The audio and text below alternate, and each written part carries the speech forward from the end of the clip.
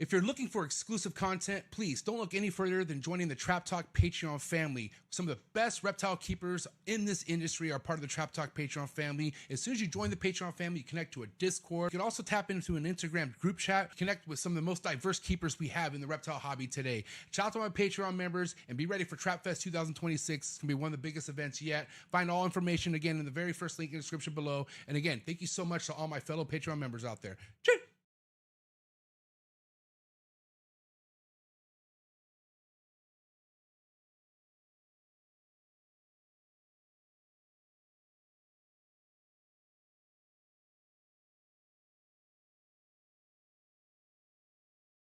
Shout out to US ARC and all the US ARC members. If you don't know what US ARC is, do not be ashamed. Simply click on the third link in the description below. Go to usarc.org. See what it's all about. See how you could actually protect your own collection whenever legislation might hit your backyard. You just never know. Things are changing constantly in the reptile hobby, and it's good to know when things are creeping up in your area. So shout out to Phil Goss, shout out to Vanessa, shout out to Jeremy, shout out to all the US ARC supporters and teammates out there. Cannot wait to see how much we fight this year to keep our animal rights. And if you're not a US ARC member, talk to your fellow keepers and just let them know what US ARC's all about, and they're here to protect our animal rights. Shout out to US ARC and all the US ARC supporters.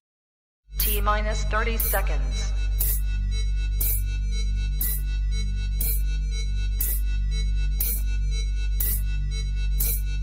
T-minus 20 seconds.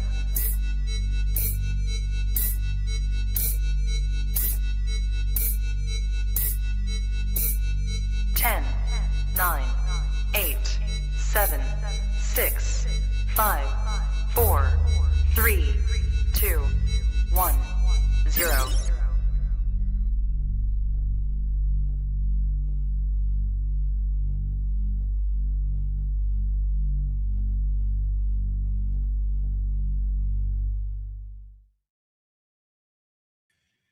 Trap Talk Reptile Network, coolest reptile network in the world. Episode 730.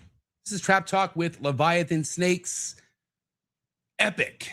That's all I got to say. This is going to be a great episode, guys. Been looking for this one for a long time, and so happy to finally have Steven and Courtney with me tonight because I've seen them grow, seen them be a part of this hobby since the get-go, and so much to discuss tonight. But listen, if this is your first time hanging out, what is good? I'm your boy MJ. Hit that like button, hit that subscribe button, hit that notification bell, select all. You'll be reminded every podcast release out of the network. 7 days a week, you can catch a brand new episode, all reptile related. All right. So if you're into the reptile hobby, you want to learn the ins and outs, you want to know what's happening, dude, this is the network to be a part of. All right. A real reptile network, 7 days a week. You can listen to all these episodes on all major audio platforms as well. So if you're not into YouTube, you don't want to see my face, then no problem, dude. Go to the audio platforms, have fun. They're all there. Apple Podcasts, Spotify, Google Play, all the major ones. So listen, wherever you listen to any of these episodes, thank you so much. Really means a lot. That support does not go unnoticed. And I want to let you guys know, man, just by hitting that like button and subscribe button and even dropping a comment, it does a lot more than you think. It pushes this out to other people who are interested in the reptiles. So help me grow this organically, man. Smash the subscribe button. But very excited for tonight's guest, man. I mean, it's been quite a ride between Trap Talk and Leviathan Snakes. That's for sure, man. But at the end of the day, so many current events to discuss on tonight's episode, mainly ball pythons, because that's honestly, dude, that's where it's at. Ball pythons, man. That's what grows this hobby. We all know that. And so for two individuals to be coming in at a time where a lot of the people who came in when they came in are gone, dude, they're here stronger than ever. And they're getting ready for the Southeast Reptile Expo, which I want to say shout out to tonight's sponsor, Bob Vu and his crew throwing Southeast Reptile Expo this weekend, January 31st and 1st. Go to SoutheastReptileExpo.com, get your tickets, get all hotel information. Go to this show if you can, man. If you're in the South, dude, don't miss this show. I'm telling you right now, especially if you need a little bit of a kick in your butt as far as why you should be excited for the ball python game. This is it, dude. Go to the Southeast Reptile Expo.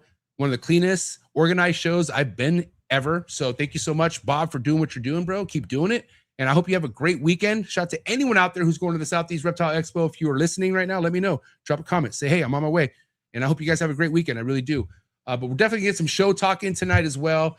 But before we do that, I just want to say shout out to everyone who's watching, everyone in the chats. You guys are awesome. I appreciate everyone who's just been supporting this channel. And again, man, if you have questions, anything to relate in the live chats tonight, drop a super chat or just drop any question or topic you might have, and we'll share that on the screen with Leviathan Snakes, and we'll get it going, man. Also, tonight's sponsor is brought to you by ZooMed. leading reptile company in the industry for just under 50 years, excuse me. I would head over to ZooMed's IG and also go to their website. Check out all the new products that ZooMed's launching in the description below. One of my favorites being the Slither Sense, which is a remote husbandry detector as far as temperatures, humidity, and it really kind of gets you dialed in with your reptile, especially if you're one like myself who has to travel and whatnot. So thank you so much, ZooMed. Check them out again. Find all the links in the description below. Also, tonight's episode is brought to you by Rare Genetic Inc. If you got a ball python shed, a colubrid shed, boa shed, sheds in general, turn them in to RGI. They're killing it in the game. All right. Every Wednesday, Tuesday, they drop updates on their YouTube channel. So, dude, shout out to Dr. Ben, shout out to Sean, shout out to the entire RGI team. You guys are smashing it, and I'm looking forward to hearing more updates. And again, guys, I would also subscribe to their YouTube channel as well. If you're not already, stay current, stay up to date, man. This is an exciting time to be a part of the reptile world because of companies like RGI. So thank you so much, Dr. Ben and Sean over at RGI. Also, tonight's episode is brought to you by Focus Cube Habitats, #1 PVC enclosures in the game. Everything you see behind me are 3x2x2 PVC design enclosures, all my chondros, all my emeralds. Dude, I got to say, I'm 90% Focus Cube Habitats in my entire room. Only thing that I don't have my Focus Cube Habitats housing are my ball pythons. Maybe that'll change. I don't know. Probably not. But listen, thank you so much, Stephen and Ashley. They are working with new designs, I feel like, all the time. So go follow them on Instagram. Definitely go to their website. See what 30+ different designs might fit your reptile needs. But man, every reptile deserves a Focus Cube Habitats. Thank you so much, Stephen and Ashley. Flex in Texas all day, every day. Also, tonight's episode is brought to you by Clutch, #1 ball python organization app in the game. Talk about cutting edge, but staying organized and looking fresh. Clutch has all that for you, okay? They are ahead of the game when it comes to organization apps in the ball python game, and they're killing it. So much new stuff to be announced with Clutch. For now, follow them on Instagram. Also, go to their website. Try them free for 30 days. You won't regret it, man. Thank you so much, Justin Kabelka and the entire Clutch team. And speaking of Kabelka, shout out to KINOVA Reptiles, another awesome sponsor tonight, man. What introduction does KINOVA Reptiles need? Let's be real. One of the biggest, most inspiring companies out there in the ball python game, period. That's all I got to say, man. If you want to get inspired, go to KINOVA Reptiles. That's it. All right. And get your next snake from KINOVA. I'm telling you right now, you won't regret it. Top of the line stuff, dude. I'm a top of the line individual. KINOVA is top of the line everything. All right. So thank you so much, Justin, Kabelka, and the entire KINOVA team, because KINOVA is legit a team, and they are just well machined, well oiled, and they smash it over there, man. I've seen it in person. It's really impressive. So thank you so much, Justin. And of course, last but not least, MORPHMARKET Shipping, the best shipping company in the game because it saves you money. Who doesn't want to save money in 2026? And guess what? I've been saving money since 2025, and the money keeps saving because of MORPHMARKET Shipping. I'm so excited. I don't charge any of my customers shipping. They say, hey, what's shipping costs? I say, don't worry about it. I got you because it's so cheap. Thank you so much, MORPHMARKET Shipping. And when it comes to simplicity, you could buy your next reptile on MORPHMARKET and just simply ship straight from it. It's awesome. Need I say more? MORPHMARKET Shipping, the best. Find all the links in the description below. And shout out to all my sponsors. Very, very proud of all my sponsors. And I'm very just happy. I'm happy. It's time to go, man. I'm so excited. This is gonna be a great episode. I'm very pumped up, as you guys could tell, because it's Thursday night, and been waiting for this episode for a long time. I see all the excitement in the chats. You guys are beautiful. And again, I won't ignore you guys. If you got a question tonight, you got a good topic, bring it. All right, because this is episode 730 coming at you right now. Steven and Courtney, Leviathan Snakes. Do what you gotta do to get your mind right, and do what you gotta do to stay hydrated, because it's going down right now. Let's go. Cheers.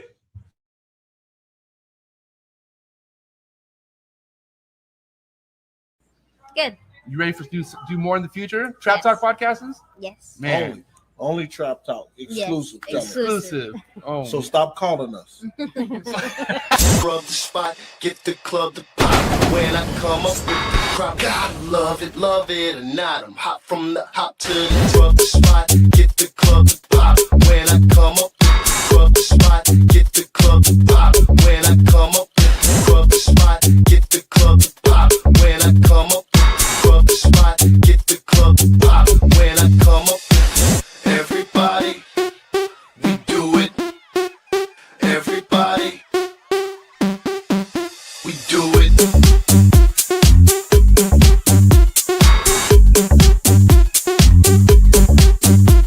Do it.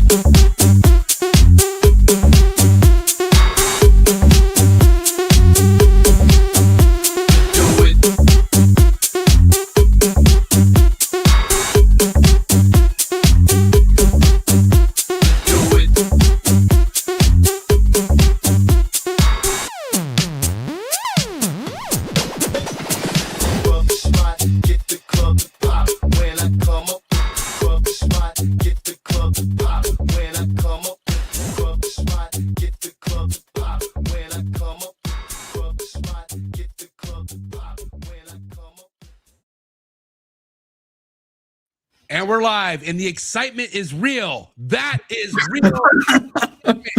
Somebody told me that was AI, Courtney, in my thumbnail. I'm like, no. She has never once looked that excited for anything. I was like, she's really happy to come on Trap Talk. Dude. I'm not joking. Can I tell the story of what those pictures are? Because they keep haunting me. Oh my God. Okay, yeah, shoot. There was one day Stephen was like, you know what would be really cool is if I had like some reaction pictures that I could add to the tops of that I could add to my thumbnails where I just show a lot of like expression. And he like has me take his pictures and all of them are like angry, happy, scared, and they're not good at all. So I was like, no, you need to like put it in your whole body. Like you need to use your whole body to show the emotion. Like if you're excited, don't just say go. And so he took that picture and now he just keeps using it everywhere. So much better than me. So much better than me doing like, you gotta understand, guys, one of the hardest things doing this is finding the right fucking picture for the thumbnail. And Steven has found it. If you ever need to borrow it, I guess it's there. By the way, Steven has helped me tremendously over the last year with thumbnails. That thumbnail you see right now behind us, that was made by Steven. He has come through in the clutch. Courtney, listen, I'm gonna give you flowers tonight, but let's start with Steven. That's right. What a fucking ham, dude. Okay. I mean, how do you do it? How do you not get too excited to be around someone like Steven? She tries to knock me down a peg every now and then. You don't know how often I have to be like, stay humble. You don't deserve that. You're fully You're still lame. We were vending a Thank you. I think it was Reptilian Nation. Yeah. Yeah, it was a Reptilian Nation. And this was a couple years ago. And we'd been, I don't know, making YouTube videos for like a year or two at that point. So we had like a little start of a following, but nothing like crazy on it. Not that we have anything crazy now. And this guy comes up to us, super sweet, and he is like, hey, I just wanted to let you know that your videos really helped me. Nobody believed in me and all this stuff. And he starts crying. And I'm like, I don't know what to do in this situation. Courtney I come back. She's like, you don't deserve that.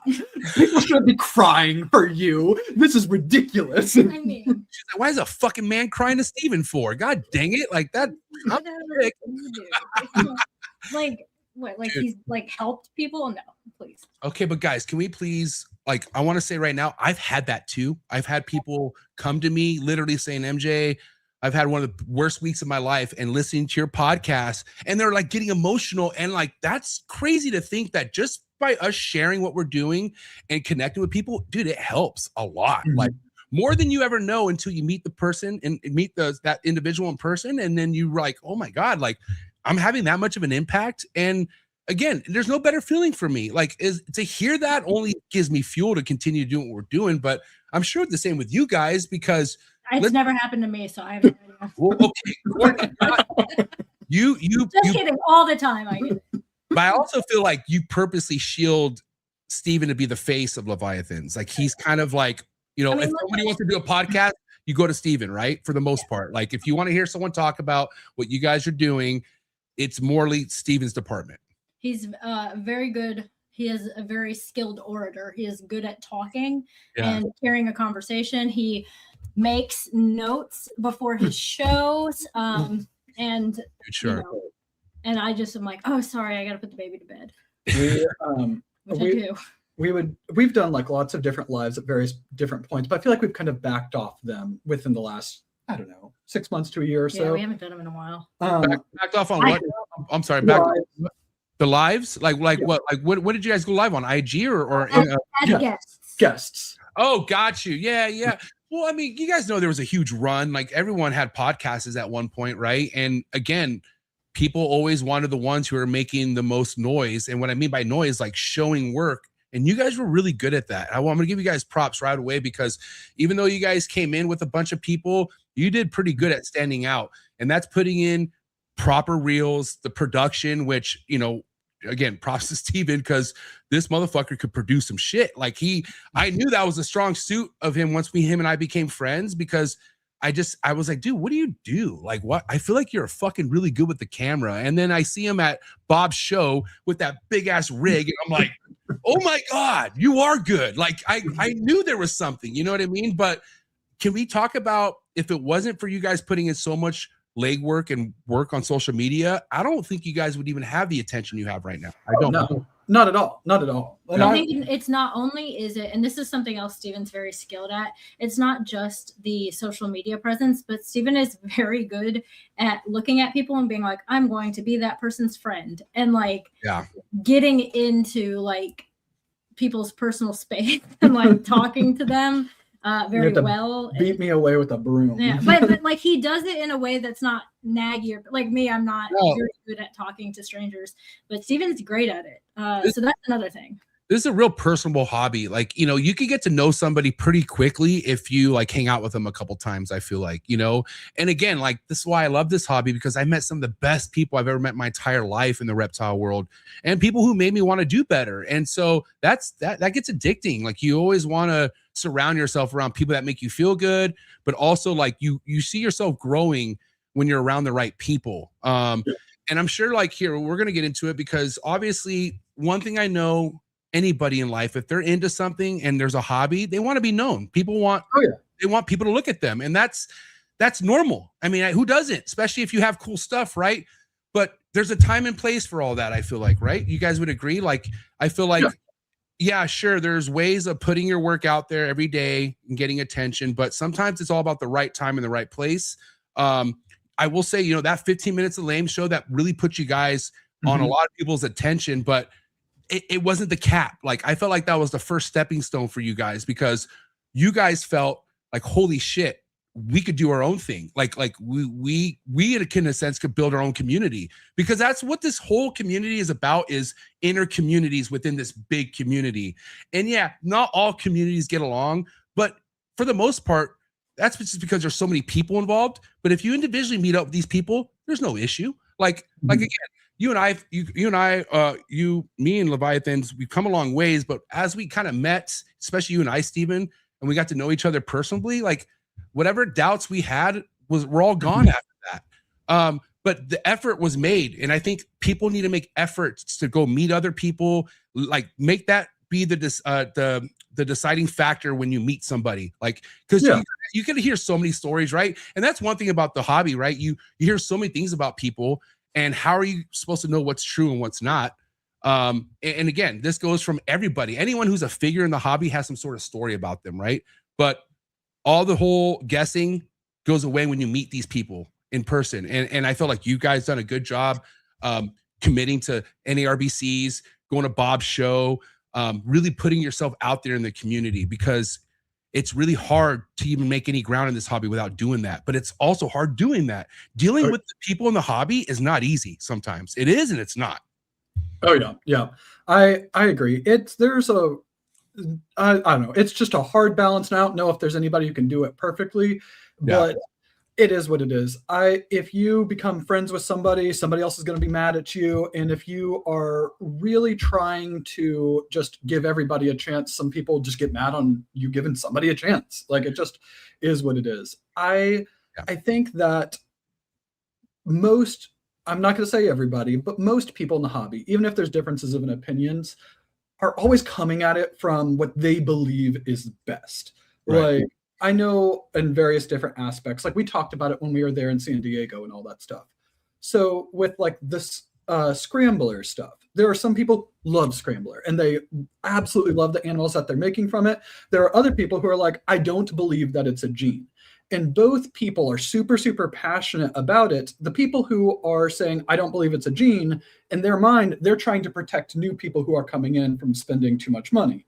The people who absolutely love it and they truly believe in it, like, this makes amazing animals. Both of them can be right. Like, I'm going to be fair though, okay? Because I like starting shit. I'm not going to lie.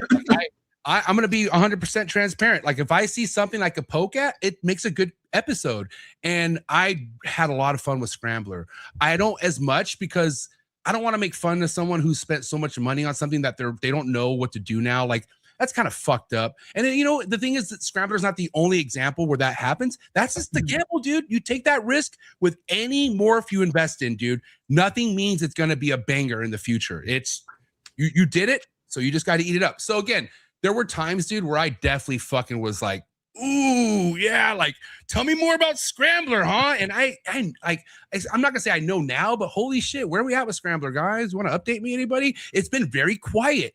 And again, this was an $11,000 morph 2 years ago, right? And people were spending all this fucking money on it. And one thing the ball python game gets shitted on is overhype. Like believing something that it's not. And we got to be careful with that nowadays, because we don't want these people to be true about like spending, like almost getting ripped off, because we're going to get into this, right? There's stigmas from people checking out of the hobby, or people who've been checked out of the hobby, who are trying to paint this picture that anyone successful in this hobby is fucking taking advantage of people. Like they're here to rip you off. And that's not like, okay, I could tell with you two, you guys have a lot more to do with your life than to stick around a hobby where people are getting ripped off. If you guys felt like you were getting ripped off, or if, you know, any of that, I don't feel like you two would even stick around for that shit. And I don't think a lot of other people would too. So I think that whole, oh, be careful because you're going to get ripped off by any successful, that's cap. And we all know that. Like we all know there's people out there who, yeah, they're successful, but they build it off a good, honest name, and they're still honest. Oh yeah, 100%. Anybody who's met Bob, anybody who's met Justin, like anybody like these leading figures in the hobby. Yeah. Nobody's going to look at them and be like, oh, Justin's a scam artist. Nobody's going to say that. If they are, some people do though. That's what's really. I mean, yeah. There's some Justin haters out there. There's some Justin haters out there, big time, bro. Like you have certain group chats that just literally make fun of other people who give Justin props. I know that for a fact, you know. But again, it's like, what are we really making fun of? Like, what are we like? Because if any of it was true, dude, you know how many stories you would hear by now about Justin ripping people off, and you don't. You don't. Bob on the other hand, okay, well, okay, let's get into like you guys making your first investment purchase, right? Yeah. Because you guys met on a dating app. Correct me if I'm wrong. Is that how you guys met, right? And then who liked the snakes first? Was it Courtney or you? Courtney. Okay. So Courtney, let's get into it. What was that like, having to explain Steven the hobby, or did he already meet the hobby with you? Like, well, how did all that go down? No, I think he met this side of the hobby with me. So before we got into like the breeding side of it, I was into like turtles. Like I had a bunch of turtles, aquatic, and I kept those for a long time. And I always wanted a snake, but I had roommates and stuff that would lose their mind if I had a snake. So I never got one, put it off. And then finally were we living together? We were already already been together for a long time when I got my snake, and I just wanted it as a pet. I had no interest in breeding at first, but when I picked him out, there were so many, and I wanted them all. I wanted all the different morphs. I was particularly like captivated by banana, specifically banana spider and banana cinnamon. So I looked back a couple like recently at all the ones that I had like favorited, and they were all some variation of spider or hidden genoma or cinnamon, and I thought that was kind of funny.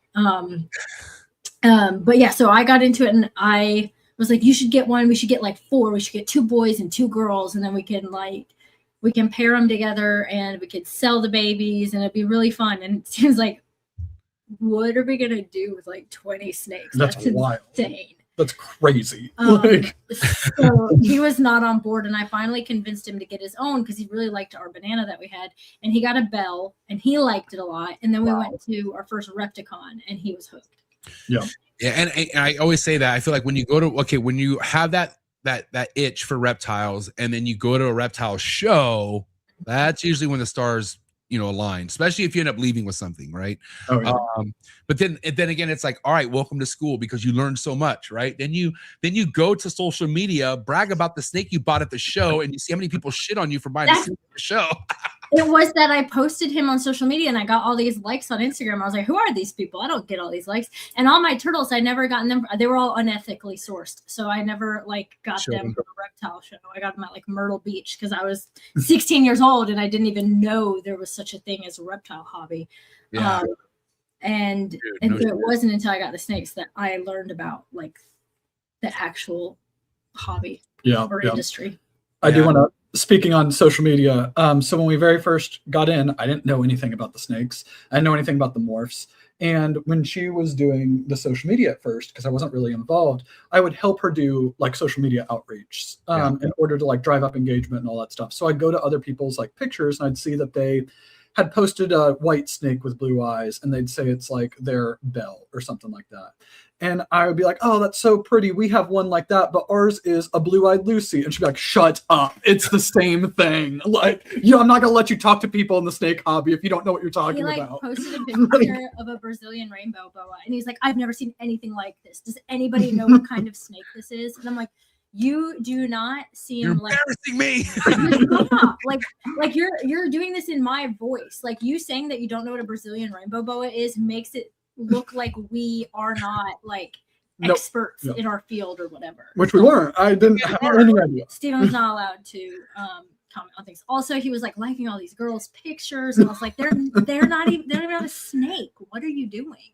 But dude, okay, another thing, right? Like, it's okay if you're new and you don't know what the fuck what is what. Like, if you saw a rainbow boa for the first time and you posted it tripping out, good for you. It's okay. Like, I feel like some people are so obsessed with like they don't want people to know they're new. Like, it's like, oh, I can't know that I'm new because I won't fit in. But necessarily, dude, like, your personality is what fits you in. If you're a cool fucking dude and you like snakes, that's it. Just be cool and like snakes. I mean, that's why we're in here, right? I feel like we kind of lose like track of like why we're here, and it's because of the animals. And if somebody doesn't know as much about an animal, they shouldn't be ashamed by it. You're going to learn very quickly. And, you know, one thing about Steven being so open to ask questions, he learned a lot pretty quickly, right, Steven? Like, I'm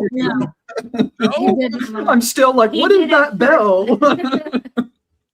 So with that being said, okay, like we all know there's levels to this, right? There's the, you know, entry level, like, oh my God, blue-eyed Lucy stuff. Breeding's not even a thought, right? You just want the animal because it's cool. And then breeding starts coming into thought. And then you start to puzzle, what do I want to make, right? And so options are endless in the ball python game. You could go as deep as you want. So what level do you guys feel comfortable starting at? Like how did you guys talk about it? You know, that first snake with a comma priced in it. You know what I'm saying? Yeah. Like, what did you guys do? Did you guys sit down and be like, yo, can we talk about like investing, or like what how did that kind of, yeah. Let's talk about it. Tell me what went down. So before the snakes, I have a problem with getting addicted to really, really expensive hobbies. And the hobby that I was into before the snakes was, and I call it a hobby, and I don't call it investing, I was gambling on short-term expiry stock options, where I would do plays on, like, I'd see an article come out saying that Amazon broke sales record for Cyber Monday, but stock trades flat. And I would buy a call option that was going to expire that Friday, worthless. If it did not get in the money by Friday, we would have lost $5,000 off of it. And I would essentially bet that it's like, I think that this article came out, people are going to see it, people are going to jump in and buy this stock, and the price is going to go up, and I'm going to make a ton of money really, really quickly. And I would do stuff like that. And I got really lucky a couple times and made a decent amount of money, got unlucky a couple times and lost stuff. But yeah, what happened was I stopped viewing money as like money. I started viewing it almost as like internet. Money, I would say. Like, it wasn't like you were constantly going into your checking. It was like the money that you started with, you had grown it, and so it wasn't real to you. Yeah, it was like internet points. It's like what ball python money becomes to us. Like, once we start selling shit, even though we forget about everything we invested and all the rats and shit, you're like, oh my God, a $10,000 snake I just sold. Fucking I didn't spend anything to get to this point, so that's just $10,000 in the bank. Yeah. Right. So with that, Courtney hated that hobby. She hated it so much because it stressed her out, because I'm like, oh man, didn't do good on this play, lost $3,000. She'd be like, what? Like, and it'd be like, oh, it's fine. I made 4,000 yesterday. Like, and it'd be stuff like that. She hated that hobby. It stressed her out. So when we got into ball pythons, we had a decent amount of money that we had made from like the stock options. And we had very early on, like within the first 6 months of us deciding we were going to breed, decided that we wanted to buy into one high-end project, because our thought process was everybody who's getting in at the time with us are buying Clown, Tide, Desert Ghost.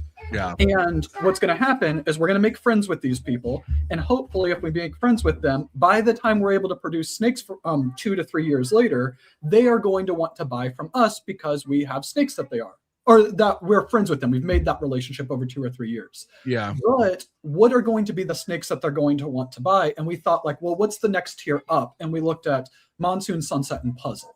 were the three. And we ended up deciding on sunset for various different reasons. And that's essentially what our thought was, is that we need to buy in higher so that way the friends that we make when we're getting in, we will have an animal that they'd want to upgrade to. Sunset, man.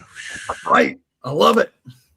Listen, I like a guy with balls. That's all I gotta say. But I mean, you've heard probably so much talk at this. Oh, hold on, Courtney, where you have a sunset? What is when you hear the morph sunset? What does your heart do? Are you fully in it, or are you just like, like what? I'm not like, but it is Steven. It is like when I think sunset, I think Steven. Whenever somebody has a question about sunset, I direct them to Steven. It is not my like passion like it is his. I don't have any, like, I like a lot of them, like our super OD Ultramel sunset, obsessed, love that. Snake. There's a lot of really cool combos that I really, really like, but it is not like when I'm thinking of my favorites and the animals that I would be the most excited to produce. Sunset comes into play, but it's not the only morphs that I'm like the most interested in. So what's crazy is like there was so much sunset talk before we saw the Sunset Ultramel, and so now Sunset Ultramel, which you guys hit, this has to feel good. Like you have to feel good about this, Steven. Oh, so freaking excited. And we got so lucky on it too. So we hit, out of 2 clutches that were double het to double het, we hit 3 Sunset Ultramels. We hit that male that's on the screen right now. He's the Super OD Ultramel Sunset. And then we hit an Orange Dream Ultramel Sunset female that we sold to Brett and John of Jersey Guys Balls. And we hit an Ultramel Sunset female that we sold to Vince and Melise of Cert Plus. So amazing project. We got so lucky on the odds. I will be forever in Sunset Ultramel's debt. Like, yeah, but look, can we talk about stuff you guys made to hit this? Like, you know, you guys had to put in work. Like there was years put in before you hit the snake. Yeah. So we bought our very first sunset, which at the time we thought was just a visual sunset. He ended up being an Orange Dream sunset, and we kind of had hints of it, but originally we thought he was vanilla sunset, but he wasn't. That came from Brock? Yep, from Brock. So we bought him in 2020, I think it was, and we paid $3,500 for him. Immediately after we bought him, the COVID prices hit and they exploded. And by the time that we were able to produce our first sunsets, we sold our first sunsets for $5,000 and $6,000 each. So you guys bought in the sunset before it blew up. Barely, like literally right before. Yeah, right before it blew up. Wow. We bought like a breeder ready female and for a het sunset. For the female, and then the male, it just took him, however long to grow. So pretty early after we got into it, we were able to produce. We didn't have to wait 3 years for a female to grow up. Yeah. Wow. Yeah. So go ahead. Oh, I was just saying, we got our timing on sunset. That was pure luck that we just got so lucky where we were able to buy in. The prices increased by the time we were able to produce. We were able to make all of our money back, make tons of holdbacks, because that's when we made the double het Sunset Ultramels that ended up producing these ones that we made this last year. We made double het Sunset Clown females. We made double het Sunset DG females. We probably made 20 various different het or double het females that we held back that season. We sold stuff. That alone, that very first season of him breeding, it didn't matter what happened with Sunset, because it was like, this is the best financial decision we have ever made in our entire life. The male. There were a couple not the best financial decisions we made. But that's what happened. Right. Of course, because all you hear mainly when people are sharing stories is like the losses. They always talk about, man, I fucking struck out on that, but they don't talk about what happens when the timing's perfect. And this is what happens. Like there's ups and downs with whatever you do, right? But when the iron strikes, dude, it's fucking no joke. But the thing is, that means it's time to go to work. Some people think they're looking for this iron to strike and they can just put their feet on the couch and say, well, I'm going to retire. It doesn't work like that. That means if once you do hit what you're looking for, it's game time. You better start getting to work with that snake, and you got to know how to work. And so with you guys, it instantly, when you hit that visual sunset, right? Like, what was the game plan? Put in other stuff, correct? Keep it. Hold it back. Oh yeah, that's the thing. I want to All of hold them. everything back. Courtney's like, we need to. This is her thing. It's almost her catchphrase of, "We sell it now because the price is as high as it's ever going to be." Like that is her. I almost want to hold everything back, and the balance between it results in me hiding some animals away, and then Courtney gets to sell a couple of them.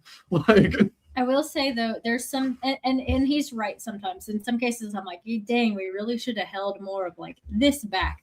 But then there's other things like we really should have held more males back. And I think that's one that I personally am better at. Like Steven's better about picking out animals that are going to be like have like a good future. I'm good at, or I'm more likely to pick an animal out because it's pretty than what it like has potential to make. Like I tend to pick out like this is as pretty as it's going to get. There's nothing really to add. And Steven's more strategic, but one thing that he's not very good at, he would never buy a male. He has no interest in males ever. And so there have been so many times where there'll be like 2 on a table and he'll be like, "Can I get the da da da da da?" And I'll be like, "Yes, I think that's a great animal for the project." And he'll get the female. And I'm like, "Whoa, I thought you were going to get the male." He's like, "Why? Why would we get the male?" And I'm like, "Because it could have gone to 5 female." Yeah. So that's true. That's happened. Yeah. That's happened. Wait. Okay. So yeah, why don't you explain right now, Steven, why don't you want the male? Yeah, So- why don't you like boys? Like why don't you like men at all? You're right. I think that He's been early talking on- about how they're the inferior or something. I never listen. So I think that early on, very much like when we were getting in, all of the advice was like, get your females first. Once you get your females, you only need 1 male to go to like 5 females. So it essentially would be, we would get all these females, we would get 1 male for 5 females. And then later on we heard, well, if you have an ultrasound, you can pair 1 male to 8 females. You can pair 1 male to 10 females. And it would start being stuff like that where I'd be like, all right, well, we're going to go buy 3 males and we're going to put them to like 9 females each. And then one of them doesn't breed.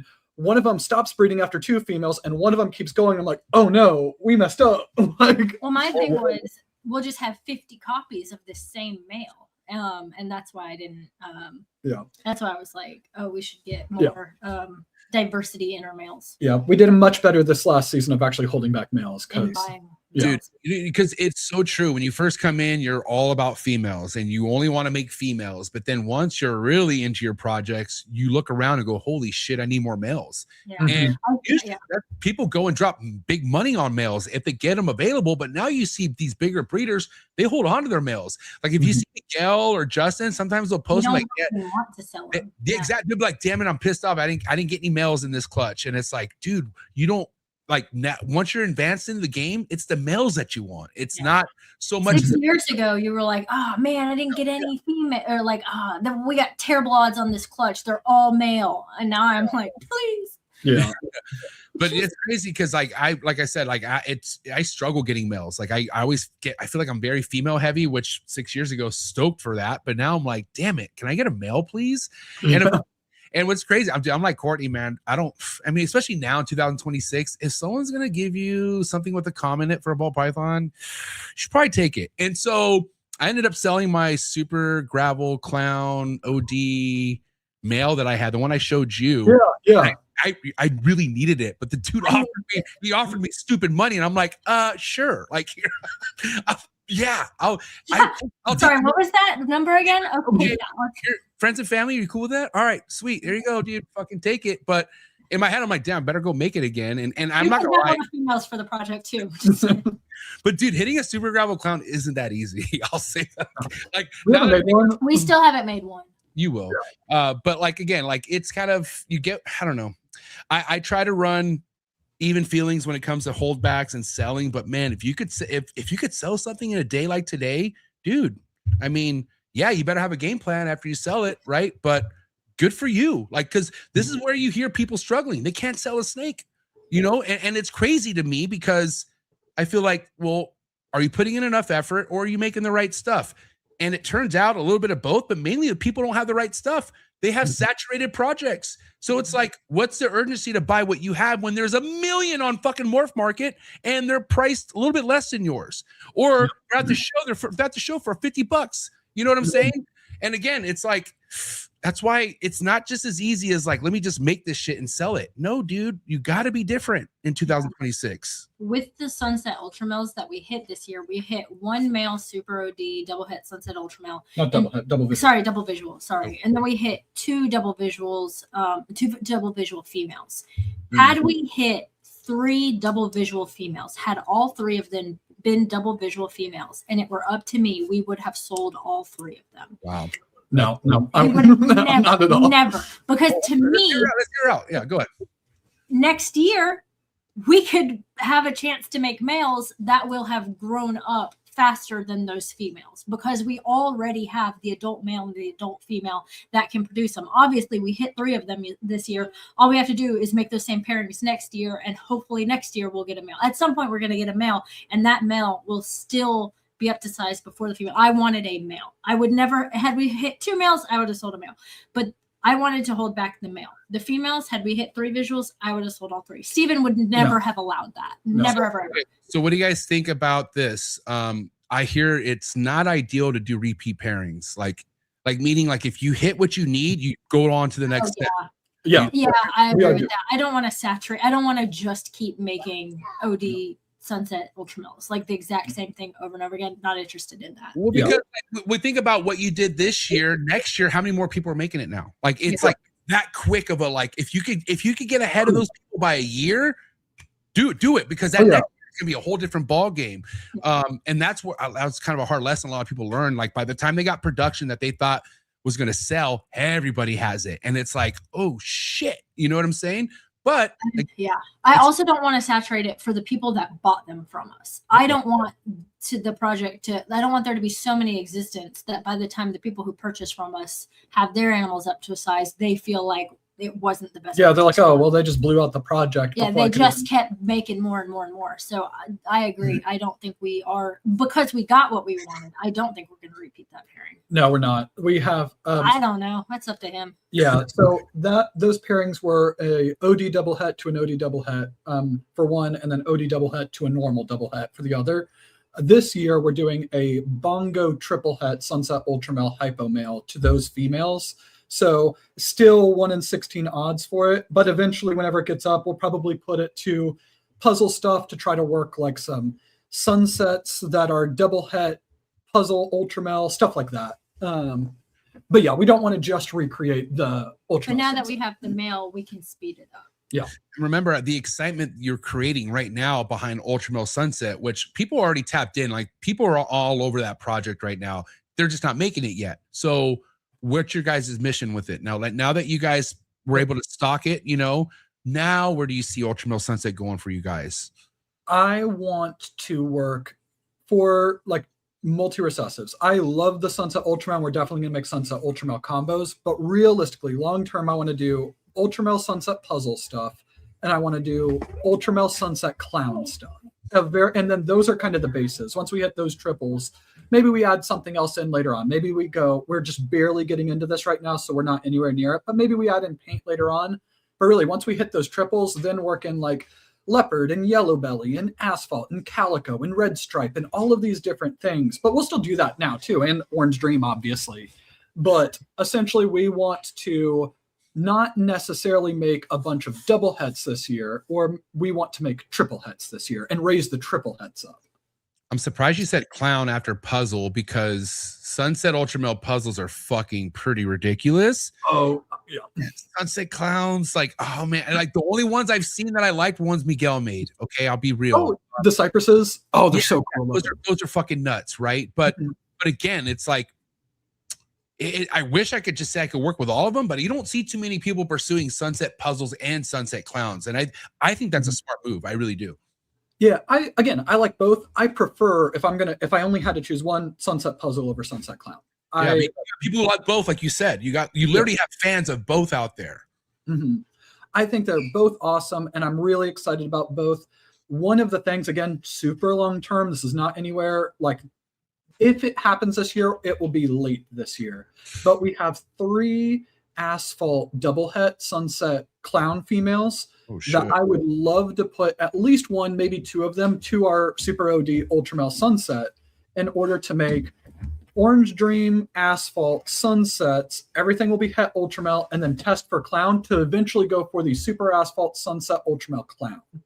I think that'll also be a really cool project. You said that it was both asphalt, like you'd pair asphalt to asphalt, and they're both double het, so you could make super asphalts. Not this year, but like working towards it. We have asphalt. We have 3 asphalt double het Sunset Clown females that we'll be able to pair at the end of this year. So, Courtney, where are you at with puzzle and clown? Like, do you have a preference, or you kind of just? Oh, I thought you meant puzzle clowns. I really like clown, but I feel like it's almost like not a normal. That's not the right word, but it has almost become an incomplete dominant, where it's just so popular. We see it all the time, and I love it, but it doesn't. It's almost like, oh, well, you need to have at least one incomplete dominant. You need to at least have clown. So having something different like puzzle, I think, is really cool because it brings in something new. And we had our first this year, and I was honestly like, wow, these are a lot prettier than I think I realized. So I like them both, but separately. What'd you guys hit puzzling? Hypo. We did pastel hypo puzzle. We did a GHI. Oh no. Well, so they're all like het sunset, double het sunset hypo. Yeah, stuff like that. So they're pretty simple puzzles, but just a single gene puzzles a lot prettier than I think I. So you made puzzles that are het, hypo, and sunset? Or yes, we did a pastel puzzle, double het hypo sunset. We made a pastel red stripe yellow belly sunset that's double het hypo puzzle, and then I think we have a pastel hypo puzzle is the other of the visual. I thought we had at least one that was het sunset. How many snakes do you guys have? Like, what's your collection size? 17, 18. We have I think we have 100 I can find out, actually. I have it in Morph Market. So by the way, huge shout out to Morph Market for launching the live auctions. Yeah, you reminded me. Yeah.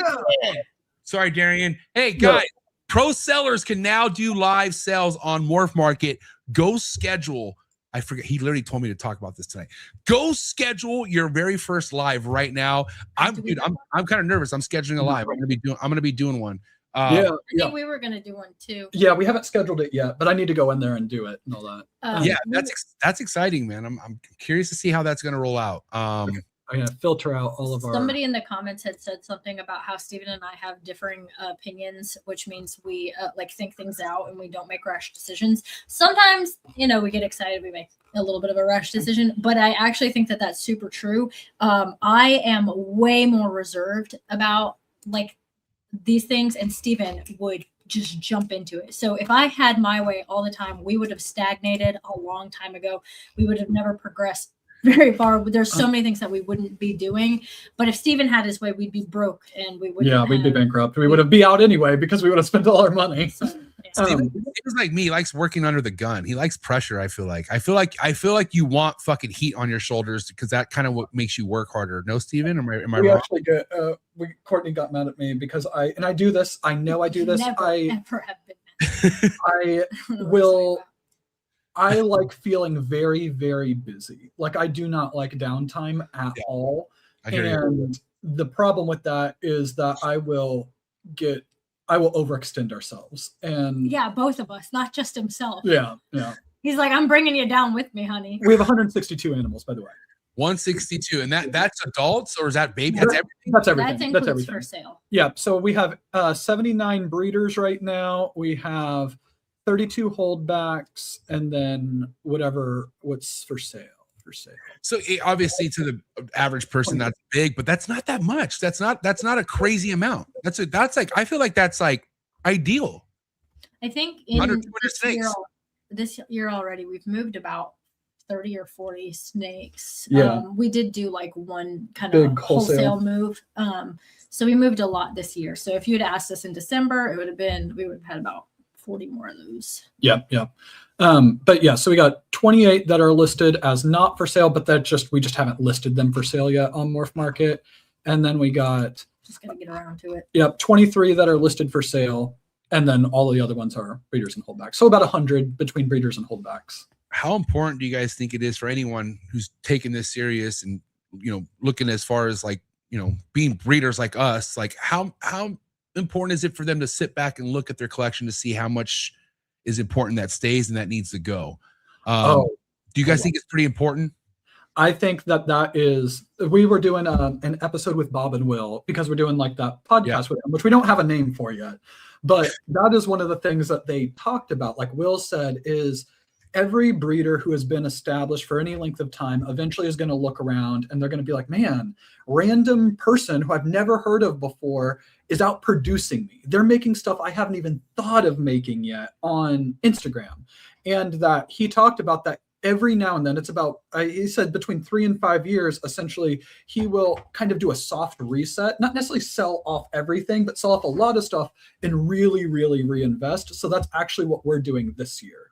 We are not necessarily selling off a bunch of stuff, but we are actively buying. We've already bought just in this month 5 or 6 animals. But yeah, same people. Yeah, but we are actively buying right now, and there's like specific projects that I'm on the lookout for because I think they're undervalued. And I think another thing that we've done in the past that we are maybe trying to branch out a little bit, we tend to buy a lot of our animals from the same 3 or 4 people, and branching out from that I think is going to be good because it gets us more diversity in what we're working on. Because if we're always buying all of our snakes from Brock and Brock doesn't have XG paint. Yeah, Brock doesn't have paint. It's like, oh man, I would get paint, but Brock doesn't have any. No, I just need to find somebody else that I like trust to buy from.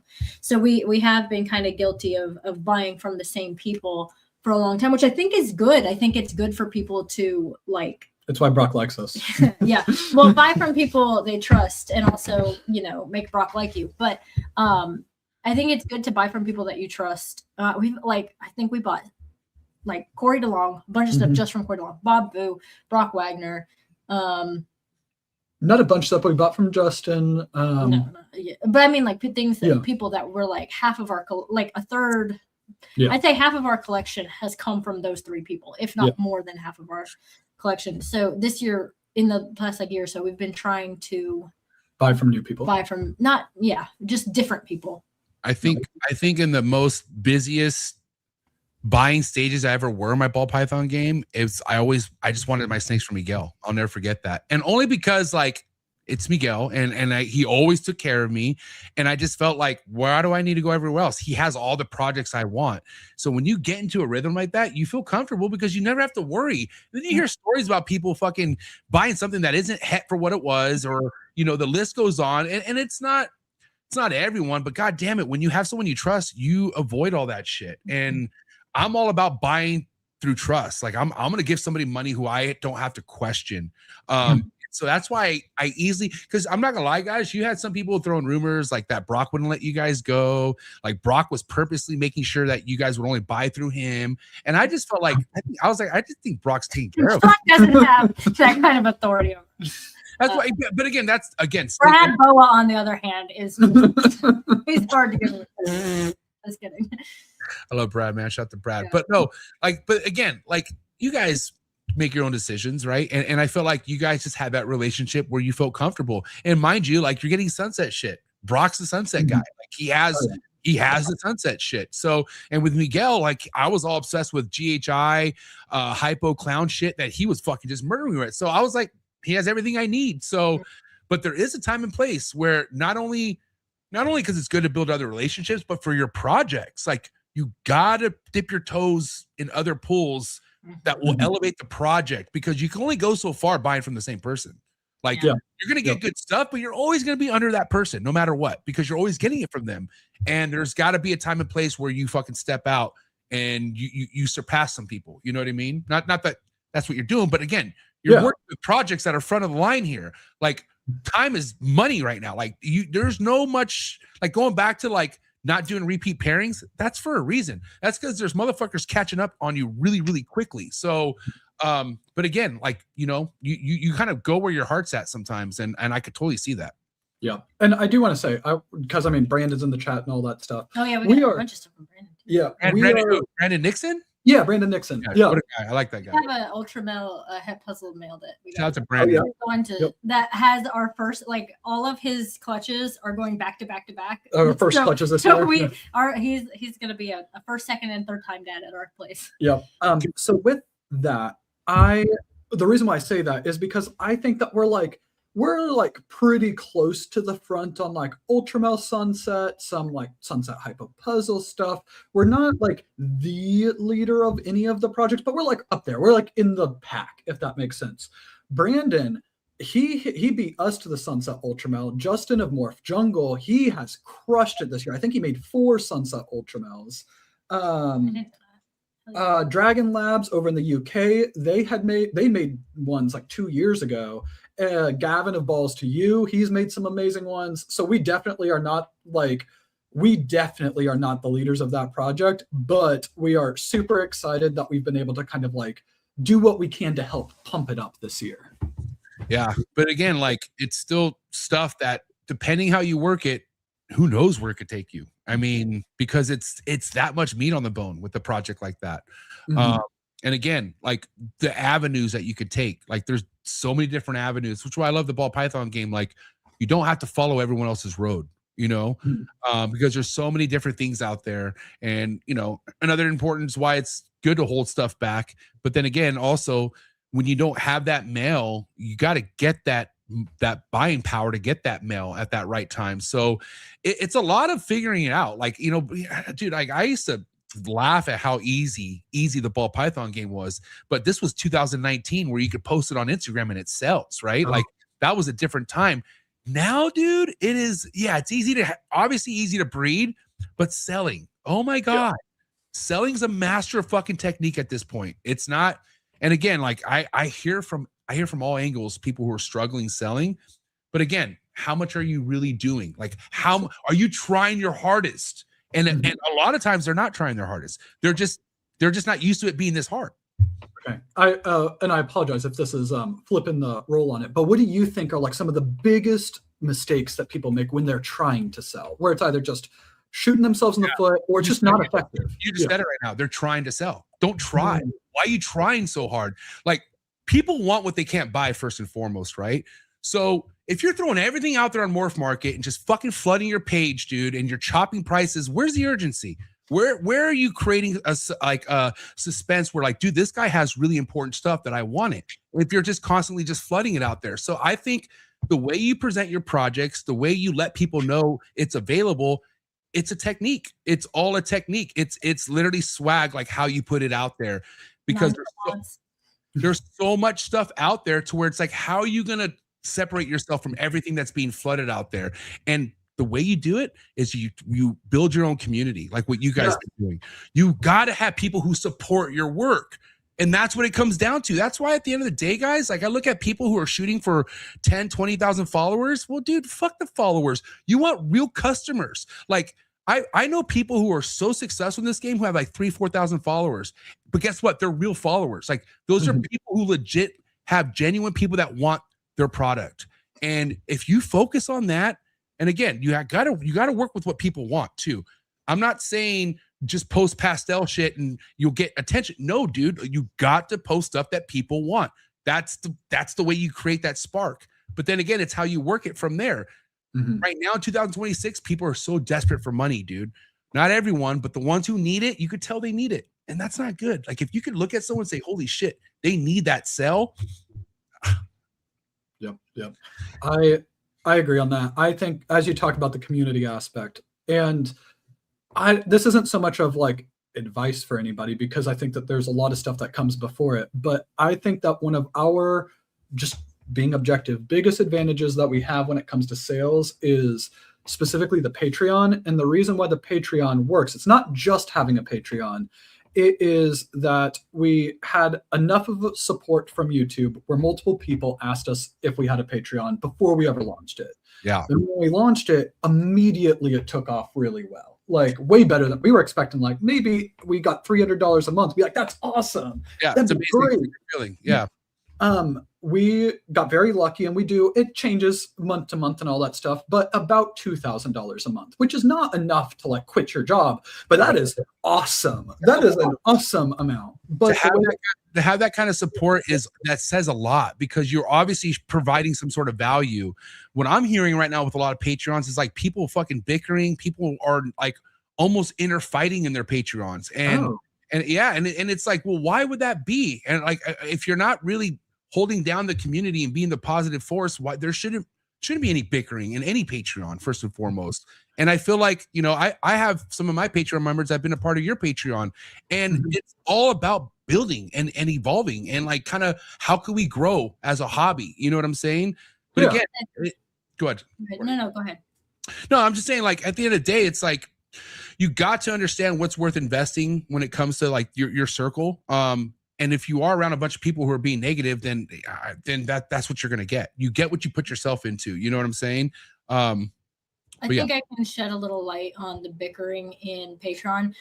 Steven and I decided that it would be really good for him to join everyone's Patreon. So Discord. Yeah. So that really, you didn't join mine, Steven.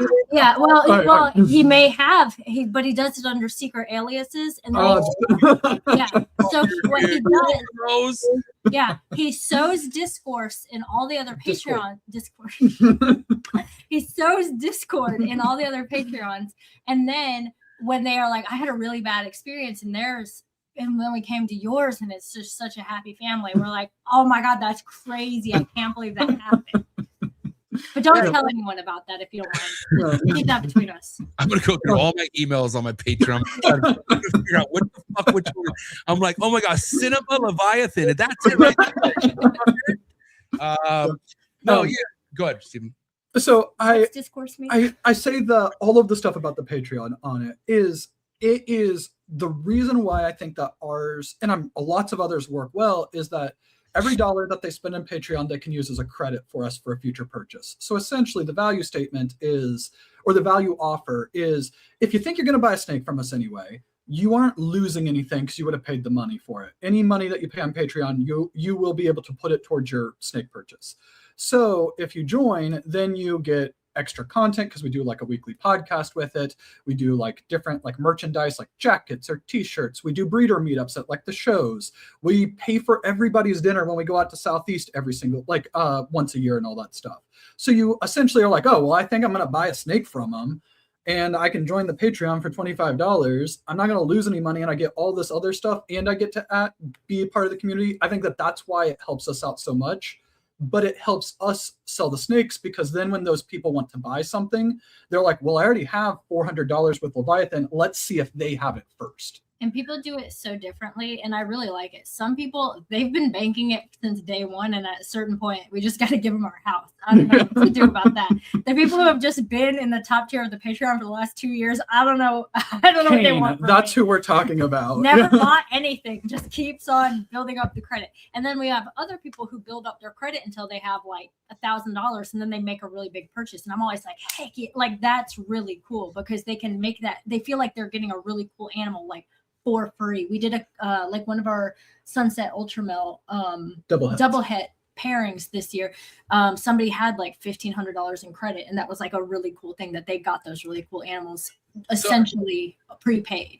So like a lot of noise of like the markets shit, people are fucking this, and like it doesn't really make sense to you guys because you guys see different side of the excitement, right? Like people invest in Patreon who want to be a part of this. Like, and I've had this conversation with Justin. We always talked about like the ones who are really making the negative comments, the ones who are really doing the pity parties in the comments. It's from nobody serious. Like nobody who's taking this serious is complaining.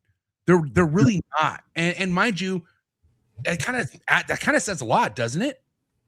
I think that a lot of people, and I don't like to like be negative on it. And I don't mean this to be negative if it comes off on that. But I think that there's a lot of people who got into the hobby because they love the animals. They are so passionate about the animals that they want to work with them. They want to make their living from working with the animals.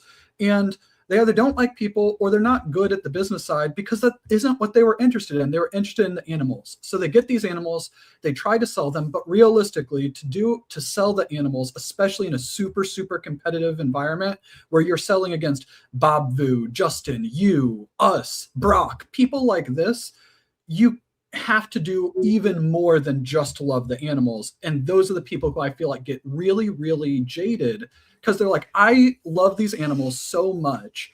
I should be able to be rewarded for it. But instead, I'm getting beat from a market perspective by this person who just is good at social media. I don't like that. And then that causes the resentment. But then again, it's like, He was how can specifically talking about Brandon Nixon right there. Oh no, I'm sorry, Brandon. Like, damn, that was a Brandon Nixon shade throw, wasn't it? I kind of I just saw his comment. Though. We have jokes that we make where Steven will say something like, if you're not sure you want to breed rodents, like you don't really want to like get your hands dirty, but you don't want to, well, all you got to do is like have Courtney do it for you. Or I make the joke, like, if you don't know what to do about social media and you don't have any skill, what I do is I just make Steven do it for me. That's like our kind of running joke that like the things that he's really good at, I don't have to worry about. And that like I benefit off of him being good at it. And the things that he doesn't really want to worry about, he benefits by me taking care of that side of it.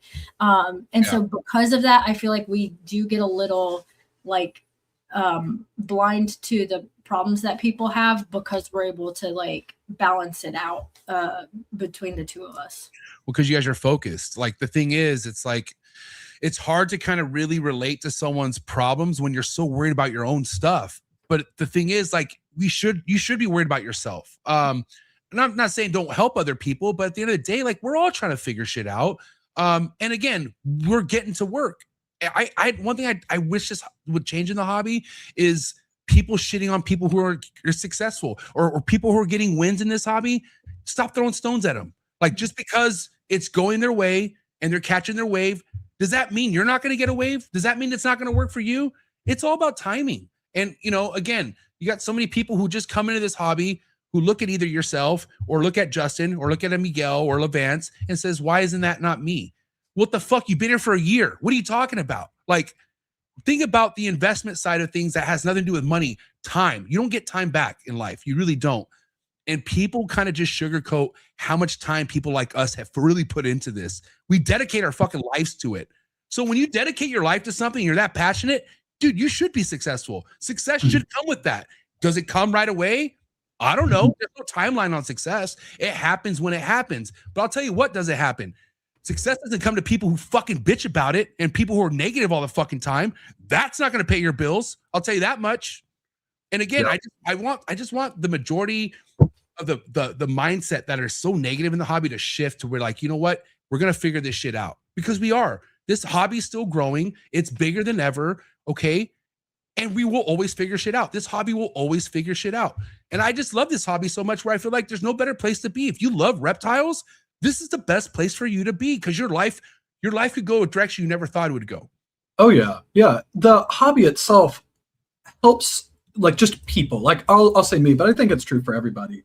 You grow so much. Yeah. Like, you learn just genetics on a very basic level. You learn how to care for the animals. You learn patience, which is a really, really tough thing to learn.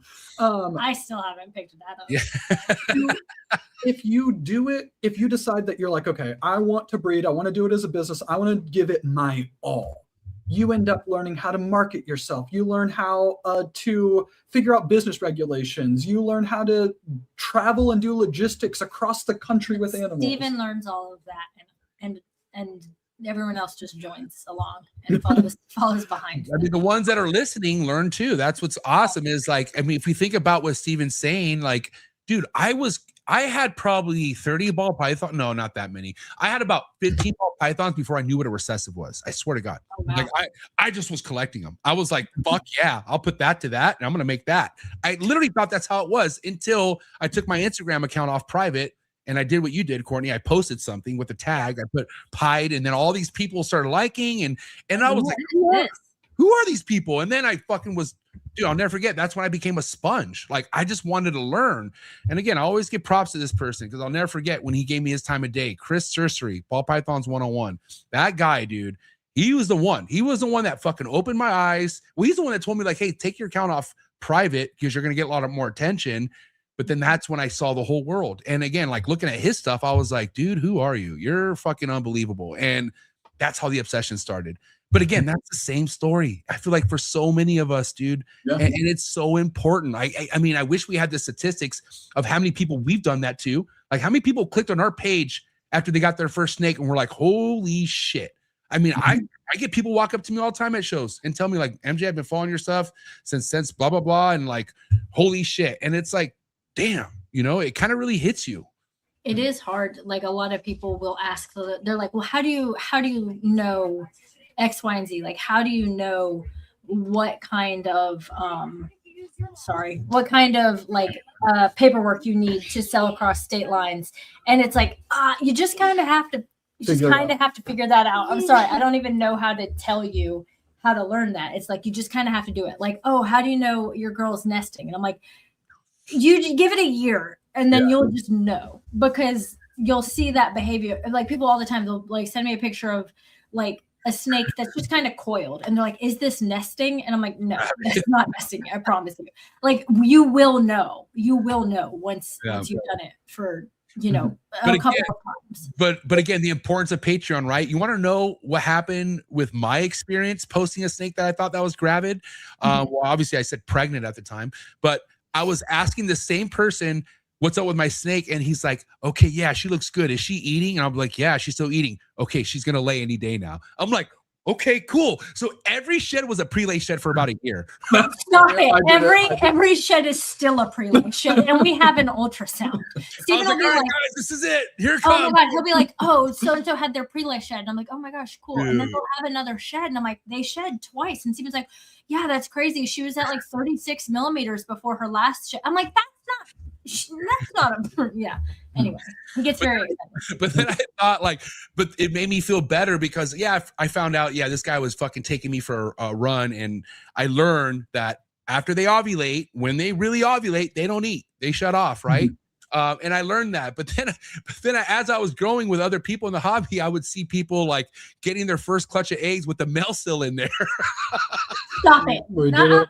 First not quite that bad, but yeah. Don't. That's a totally normal thing to happen. There's no shame in that. I'll never forget. I'm like, dude, that guy just showed a story of his snake laying a clutch with the male still in there. That is fucking crazy work. But then again, I'm like, hey, everybody learns. Like, don't be judgy. You know what I'm saying? We got a lock-in 3 days before our first clutch. Ever. Yep. Because we didn't know. We didn't know. Yep. She locked 3 days before she laid. We didn't have an ultrasound. We were just parent to parent. But how exciting is the unknown? It's so exciting. As much as it's kind of stressful because you just want to see if it's going down. But once it does, like, you guys remember your first clutch? Like, you remember seeing those eggs? Like, what that did to you guys, I'm assuming? Like, dude, you'll never forget it. And then when they tip, so embarrassing. We have it on camera, but I could never post it because it's embarrassing for him. Yeah. Only on the OnlyFans. I just try to tell people, man, like these little small wins that you get, you hold on to because you kind of forget like how cool it still is to have a clutch of eggs. Like, you know, regardless what it is, which I still feel like, you know, you should have meaningful pairings out there. The pairing should matter, but dude, you're creating life. It's fucking awesome. But it should be important to you. Like I don't want ever it to be for someone just to breed shit for the fuck of it, because we're not in that era no more. Like you shouldn't just breed because you're bored. Like you should have a purpose behind every pairing, because unless you got some crazy wholesale connect in Korea or some shit, what are you gonna do with all these snakes? Yeah, I think there was some advice that was like like given quite a bit when we first started, and it was like every female is like keep every female because they can always give you a clutch of eggs. Like even if it's a normal, she can always produce a clutch and you can sell the babies. She's always valuable because she can always produce a clutch, and each clutch is going to be more valuable than how much you can sell her for. And that's really not like that's not something that we would do now. We get normals in some of our other pairings, and that's enough normals for us to get. And then the other was like, oh, you should have 8 females for every male. That was the other not so great advice. Yeah, which again, it can happen. I know people who do it, but we are not good enough breeders to really nail the ultrasound for 1 male to 8 to 10 females yet. No. So working on it though. Yeah, I mean, I understood why the ultrasound is crucial when you're playing it like that, right? Because you know you have that in crazy male to go to 8 females. I never played that game. Well, I don't have an ultrasound. Maybe I would, but yeah, I don't. I always try to keep it 1 male to at least 2 females, and I'm happy with that. But then again, I learned that fucking male's not always gonna get the job done. Like I learned 3 years ago, like dude, you fucked up by not stocking males, because now you're in a place where couple males are not coming through, and now you have some like third string guys that you don't even want to use. And it sucks because I was like, I'm not going to use them because I don't want to make shit I'm not excited to make. Like, I want to make stuff I want, which how important is that, guys? Like, how important is breeding for yourself? Like fuck the morph market pricing right now. Like, don't you want it? You know? I think one of our things is that if we don't want any holdbacks from a clutch, so like we'll do a couple like really cool banana or bell clutches every year just because they're really beautiful. We want to make them. We love to see them and they sell very well. Table stakes. Yeah. Other than that, if we do not want a holdback from a clutch, we don't make the pairing. Yeah. Dude. And that's say that one more time, Courtney, please. That sounded beautiful. Sorry. Oh, okay. If we don't want to hold back from the clutch, we don't make the pairing. That doesn't mean we hold back from every clutch because we don't always hit the odds perfectly. But if we are not aiming for at least one holdback, we just don't make the pairing. But you're aiming to be your best customer in every clutch. Oh yeah. Yeah. And he is, let me tell you. Yeah. So this is another like topic on there, but I think shed testing completely changed the hobby. It's almost a dead horse at this point.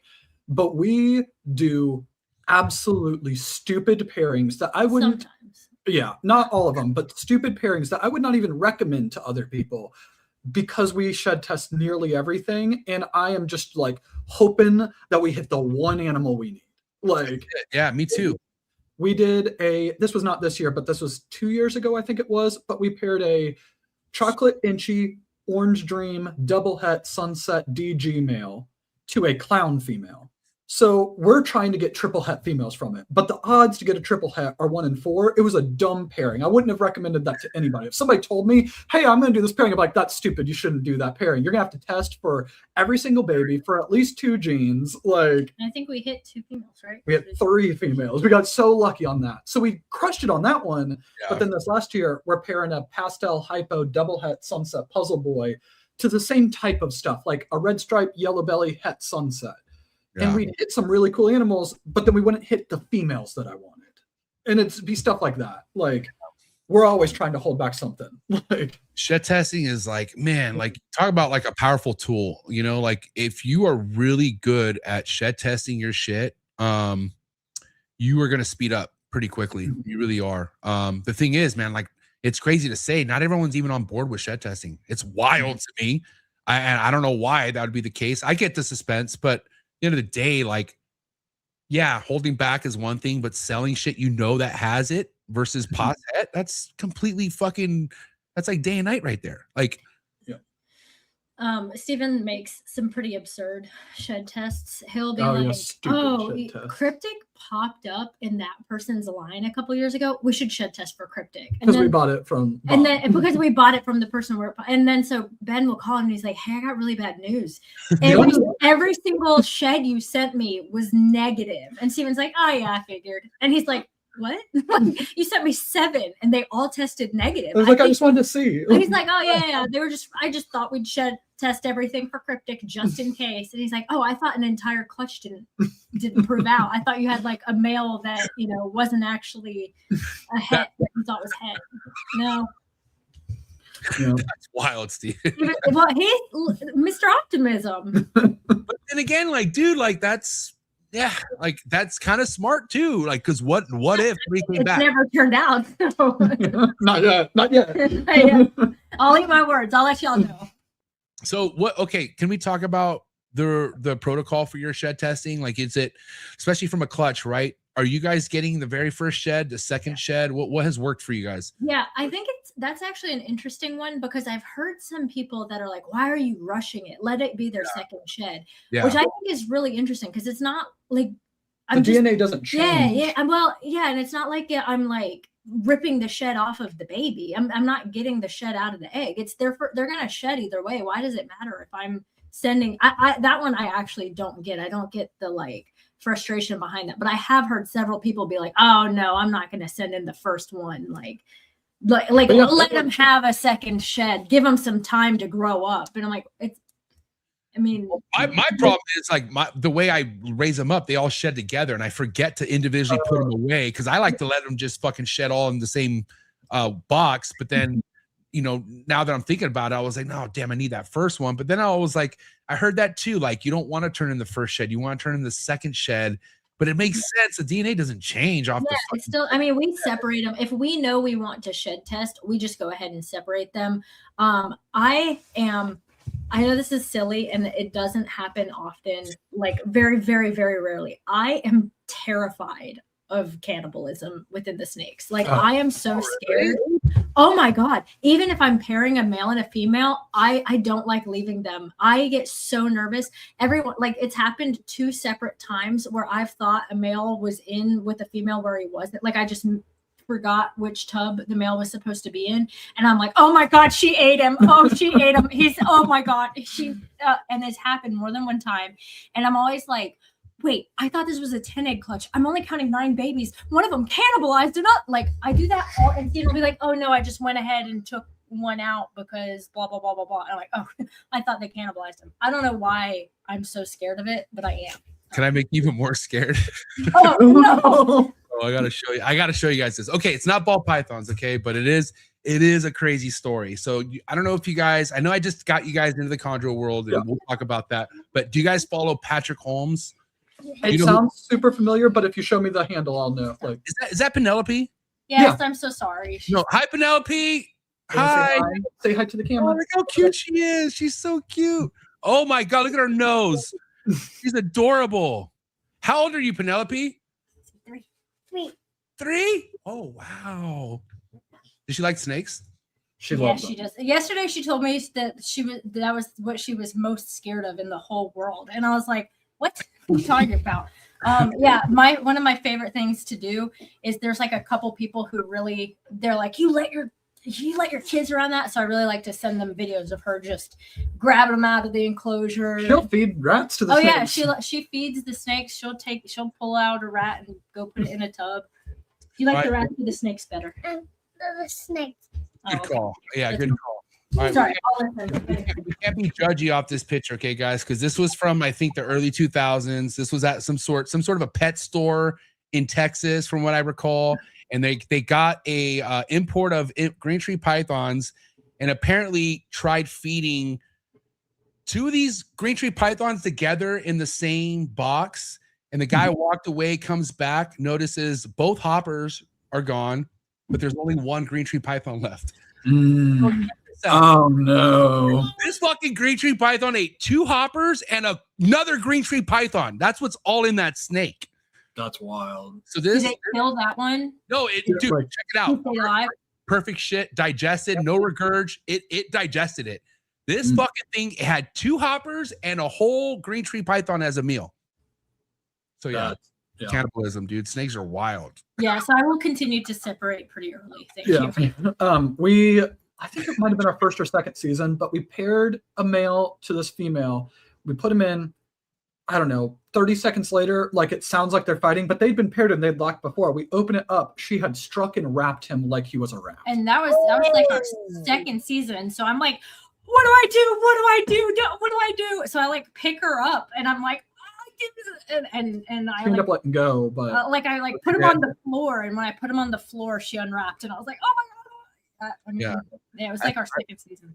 I had to pull 2 female chondros off each other. It was one of the worst experiences ever. And they were knotted up like a pretzel. Okay. And I didn't know at the time that if you have mouthwash or any kind of alcohol, that's the go-to. Like you just put mouthwash in their mouth and they let go. But these things were not letting go. And I was so worried because the way this female had the other female by the neck, I'm like, she's going to die. And I was all obsessed with these snakes. So I literally had to pull these snakes with all my might. Teeth are flying everywhere. I ended up getting tagged by the female that was trying to kill the other one. It was such a mess, dude. Oh my God. But like, again, I've even had ball pythons paired up where it was like Royal Rumble in there. I'm like, what's going on? I look and they're like just body checking. And I'm just like, dude, so you have some pairings that I mean, what's crazy is like those pairings ended up locking, but it gets rough in there sometimes. Like if you listen, sometimes the female's not always receptive and she's like trying to check this dude. And so I think it's wise to check on your pairings. I really do, dude. Because you just never know, man. And what's crazy is like the wildest thing will happen to you, like that you're not ready for. Like what you guys saw, the female wrapping the male. You don't hear that a lot with ball pythons.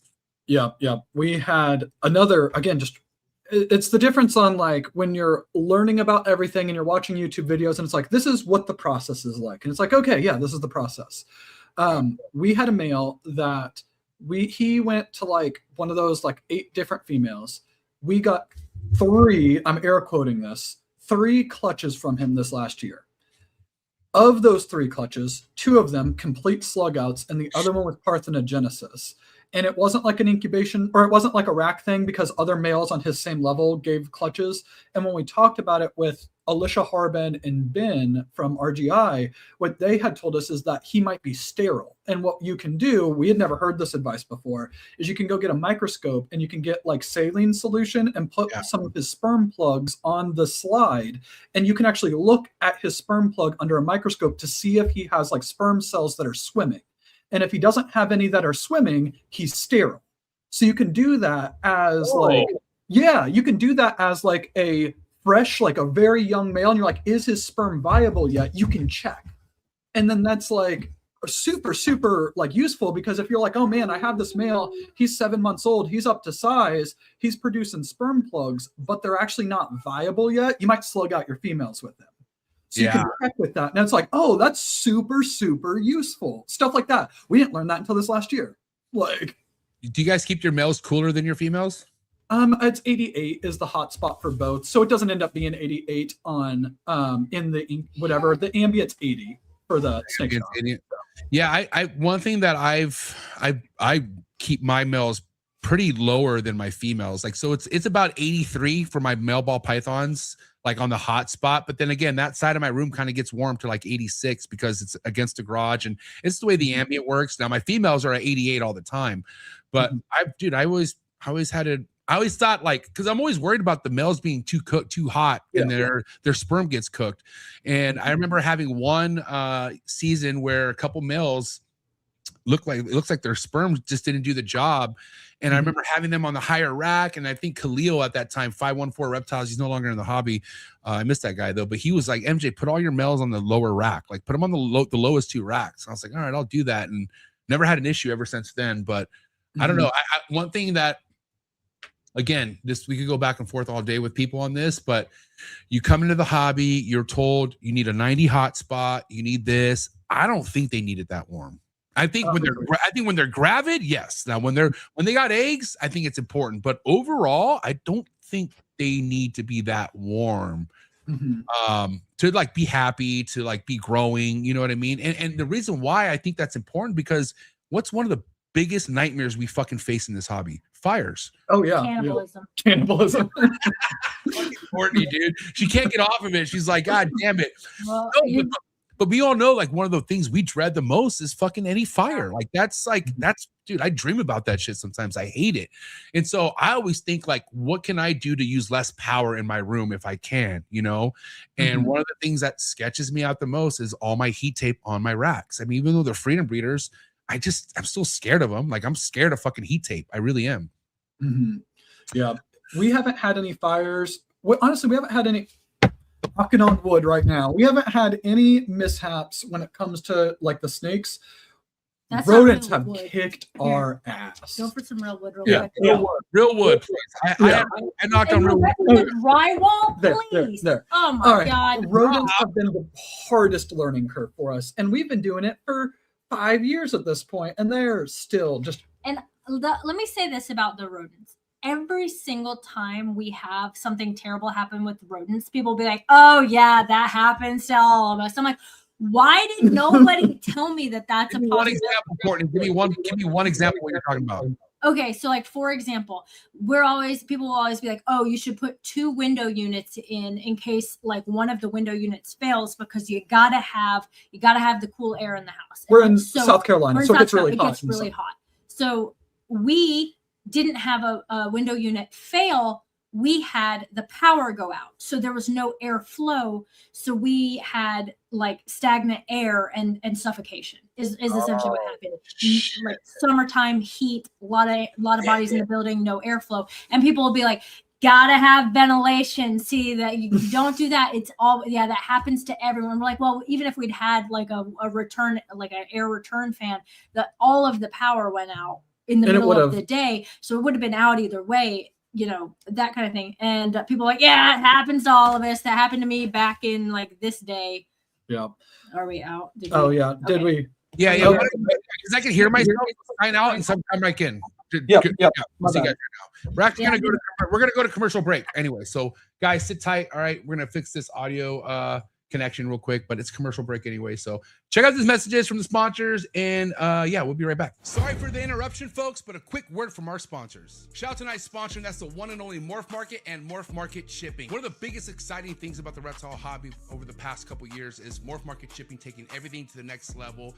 Anything as far as reptile purchasing or selling needs can all be done on Morph Market's website. So I highly suggest you go check it out, especially if you're in the market of purchasing your first, second, or third or fourth reptile. You can find a bunch of legitimate breeders on Morph Market's platforms. They stand very tall on representing the best breeders we have in the hobby. So don't look anywhere else when it comes to looking for your new reptile. Not to mention, if you're looking for aquatics or your next plant, Morph Market's a spot for you as well. Make sure you head over to morphmarket.com. And the best thing about Morph Market's platform, you could ship directly from their website with Morph Market Shipping. Morph Market Shipping has saved this hobby millions of dollars as a whole. I myself saved thousands with Morph Market Shipping last year due to their insanely cheap rates. So definitely go take advantage of these rates on top of the amazing customer service that comes along with Morph Market Shipping. Shout out to Darian and Zach, and shout out to the entire Morph Market team. So proud to be a part of this team. Thank you so much for Morph Market Shipping and Morph Market. So excited to announce this partnership, and so excited to announce new Morph Market features that are going to be hitting the reptile hobby real soon, like live sales on Morph Market. Thank you so much, Morph Market and Morph Market Shipping. Sorry for the interruption, folks, but a quick word from our sponsors. Shout out to tonight's sponsor, and that is Clutch, the #1 organization app in the ball python game today. Also, tonight's episode is brought to you by KINOVA Reptiles, the biggest world industry leading ball python company in the hobby, in the industry. So excited to announce this partnership with Clutch and KINOVA Reptiles. No name that needs an introduction. As you guys already know, if you're looking to invest with the best, KINOVA Reptiles is the way to go. And again, if you want to be organized, if you want to be ahead of the game, there's no better organization app in the ball python game than Clutch. Thank you so much to the entire Clutch team. Thank you so much, KINOVA and the entire KINOVA Reptile team. Please continue to keep doing what you're doing. Nothing but inspiration, nothing but excitement coming from KINOVA Reptiles and Clutch. And I'm excited to have more information to announce to you guys here in 2026. Thank you so much, Clutch and KINOVA Reptiles. Sorry for the interruption, folks, but a quick word from our sponsors. Shout out to tonight's sponsor, brought to you by ZooMed. ZooMed is proud to be supporting the Trap Talk Reptile Network. At ZooMed, reptiles are our passion. For over 48 years, we've been creating premium foods, supplies, and habitats for reptiles and other exotic animals. We're a company made up of hobbyists that test our products on the hundreds of animals that we care for here every single day. Whether you're an established breeder or a first-time hobbyist picking up your first ball python, ZooMed has you covered with everything you need to keep your animals happy and healthy. I'm excited to talk about this new product with ZooMed called the Slither Sense. It is a remote temperature and humidifying monitoring system, which we all know how important temperature and humidity is to your reptile. And for you to have remote access to your temperature and your humidity in your reptile room could really, really be a game changer for the longevity of you keeping reptiles. So guys, make sure you check out that product. Find the link in the description below. Click on it right now. Give me your feedback in the comments below. Let me know how you're liking a brand new ZooMed product. All right, guys, we're back. Let's see how the audio is. What's up, Steven? You guys good? Yes, yes. Can you hear me? Courtney's right there, but she's getting Ellie into bed for a second. So she'll be here in a second. You're good. You're good. No, yeah, everything sounds great. So we're going to get into this. We're going to wrap up this next 30 minutes on really diving deep on the market. Okay. Let's get it. And let's just go from pros and cons. I mean, let's say I'm your neighbor. You invite me over. We're hanging out. I see you're into snakes. And then I'm asking you, well, what are the good things and bad things about breeding ball pythons right now? Like, what would you say to that? And then once Courtney gets in, we'll get her take. But let's go over some pros and cons. Like, what would be the pros and cons you would describe to me right now in the ball when we're talking the ball python market? Yeah. So I'll do pros first because I, again, lean like super optimistic.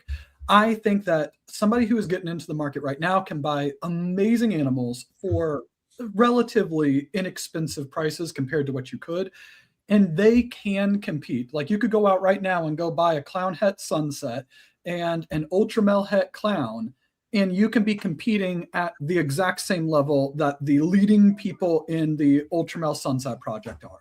Like, those are the animals that we're all trying to produce right now. And you can do that with very, very inexpensive upfront investment. So it's really, really accessible is one of the biggest pros of the hobby right now. I think that another huge pro is that there's so much that has been done already, which doesn't mean that there's not stuff left to do, but we don't have to figure it out from scratch like people who were doing this 15 years ago, 20 years ago. They had to figure it out. And and even 5 years ago, people were making combos that they had no idea whether or not they look good or not. And it might have turned out that, oh, that's a dead end project and that's not a good idea. When we got in, scaleless was still really, really hot, as example. Now, for the most part, not everything, people understand kind of how the genes work together, and you can kind of avoid a lot of those major mistakes. I think that the information is another huge pro. And then lastly on it, there is from a business perspective, I don't think that there's another hobby out there that you can make the kind of money that you can make in the reptile world, given the amount of money that you put into it. Like return is not. Yeah. I recently, another hobby, again, I get into like stupid hobbies. I recently got into watches, specifically vintage watches. So like, I can't turn this into more watches. I can't go put this in a like drawer with another watch and make a bunch of little baby watches. The money is just gone. Like, say like stuff like that. And it's just fun. Like, I don't think that hobbies necessarily have to make money, but just about anybody, as long as you're not going crazy, can recoup all of the money you put into it. And if you are going to take it serious, that doesn't mean it's guaranteed, but there is the potential to make a significant amount of like side income from the snakes. That's so true, man. Because I got this. I've been having this watch itch for a while now, but I'm like, damn, man, imagine if I didn't buy all these chondros. Like if I would have a couple fucking sick watches, or a couple, I'd have a few. But again, I don't know. That has to do something for you, though. You know, you investing into that watch like that creates some sort of motivation for you, wouldn't you say? Oh yeah, 100%. Like the one that I just recently got, it's a 1999 Omega Speedmaster 18 karat rose gold. It's two-tone. Beautiful, beautiful watch. We got that because it was to commemorate the new job that I got. Because I know we talked about it a little bit beforehand, and I put it on social media. But I recently just started my like first VP level job, so I'm super excited about it. But that's the watches to kind of like signify that. It's almost like a trophy, if that makes sense. Damn it, man. See, I need to stop buying chondros because I keep doing that. Like whenever there's something huge in my life happens, I buy a basin or I buy a chondro. Yeah. I think I need to just chill and buy a watch next. Just get one, and then you're like, okay, there we go. But then my wife's gonna want one. So like, god dang it! Like now I gotta figure it out. Yeah, we gotta do the his and hers maybe. When I was there, you were talking about, was it a Submariner is what you were looking at for watches? Yeah, well the Hulk. I was looking at the Hulk. Oh, yeah. Isn't that's a date? Is that a day? Or no? Which one? No, that's a sport. Isn't GMT? That's a GMT, I think. Yeah, right. I could be wrong. I don't know. I'm sorry. I'm definitely not a geek. I mean, I watch a bunch of YouTube channels on watches and stuff like that. I'm not there yet. I think when I hit my 50s is when I'll start really getting gangster with watches, just because I'm just so obsessed with the snakes right now. And chondros aren't cheap. You know, at the end of the day, like that's like buying a watch. Every time I buy a chondro, it's like buying a watch. I'm not joking. I'm sure a ton of your snakes are more expensive than like the watches I've got. And they're nice watches, but yeah. But okay, let's go back to your pros list, okay? Because like I said, I want to pretend like I'm on the couch with you and we're talking about this, and you're talking about like there's no other business where the hobby could give you a return such as what we're talking about. But when can I expect that? Like when, like, and what's crazy to answer, right? Because I don't know. That's one question I get, Steven. I don't know how to answer it because I'm like, it depends. Yeah. But like, what would you say to that? If it was like a friend who's like thinking about it, I would probably say if you are expecting it, don't do it because it's not guaranteed. And realistically, the amount of work that it does take, and I'm not saying the snake work because that's a huge part of it, but you got to clean, you got to pair, you got to take care of all these babies, you got to feed. But the work of marketing yourself in a way that makes you stand out from everybody else so people want to buy from you as a new breeder is objectively really tough. It is really tough. It is relentless. It is a lot. And for a lot of people, if they're just wanting something fun to like essentially play with snakes and breed them and have like a clutch or two, trying to be a full-time social media marketer isn't part of that hobby. Like they don't want that. It's not worth it to them. I do think that one of the things on this is a lot of people now understand the importance of like marketing and how to establish yourself. But I think that, again, I'm not trying to say that like I'm the expert, know everything on it, but in terms of marketing, almost everybody does the exact same thing. Almost everybody, and I'm putting ourselves in this too.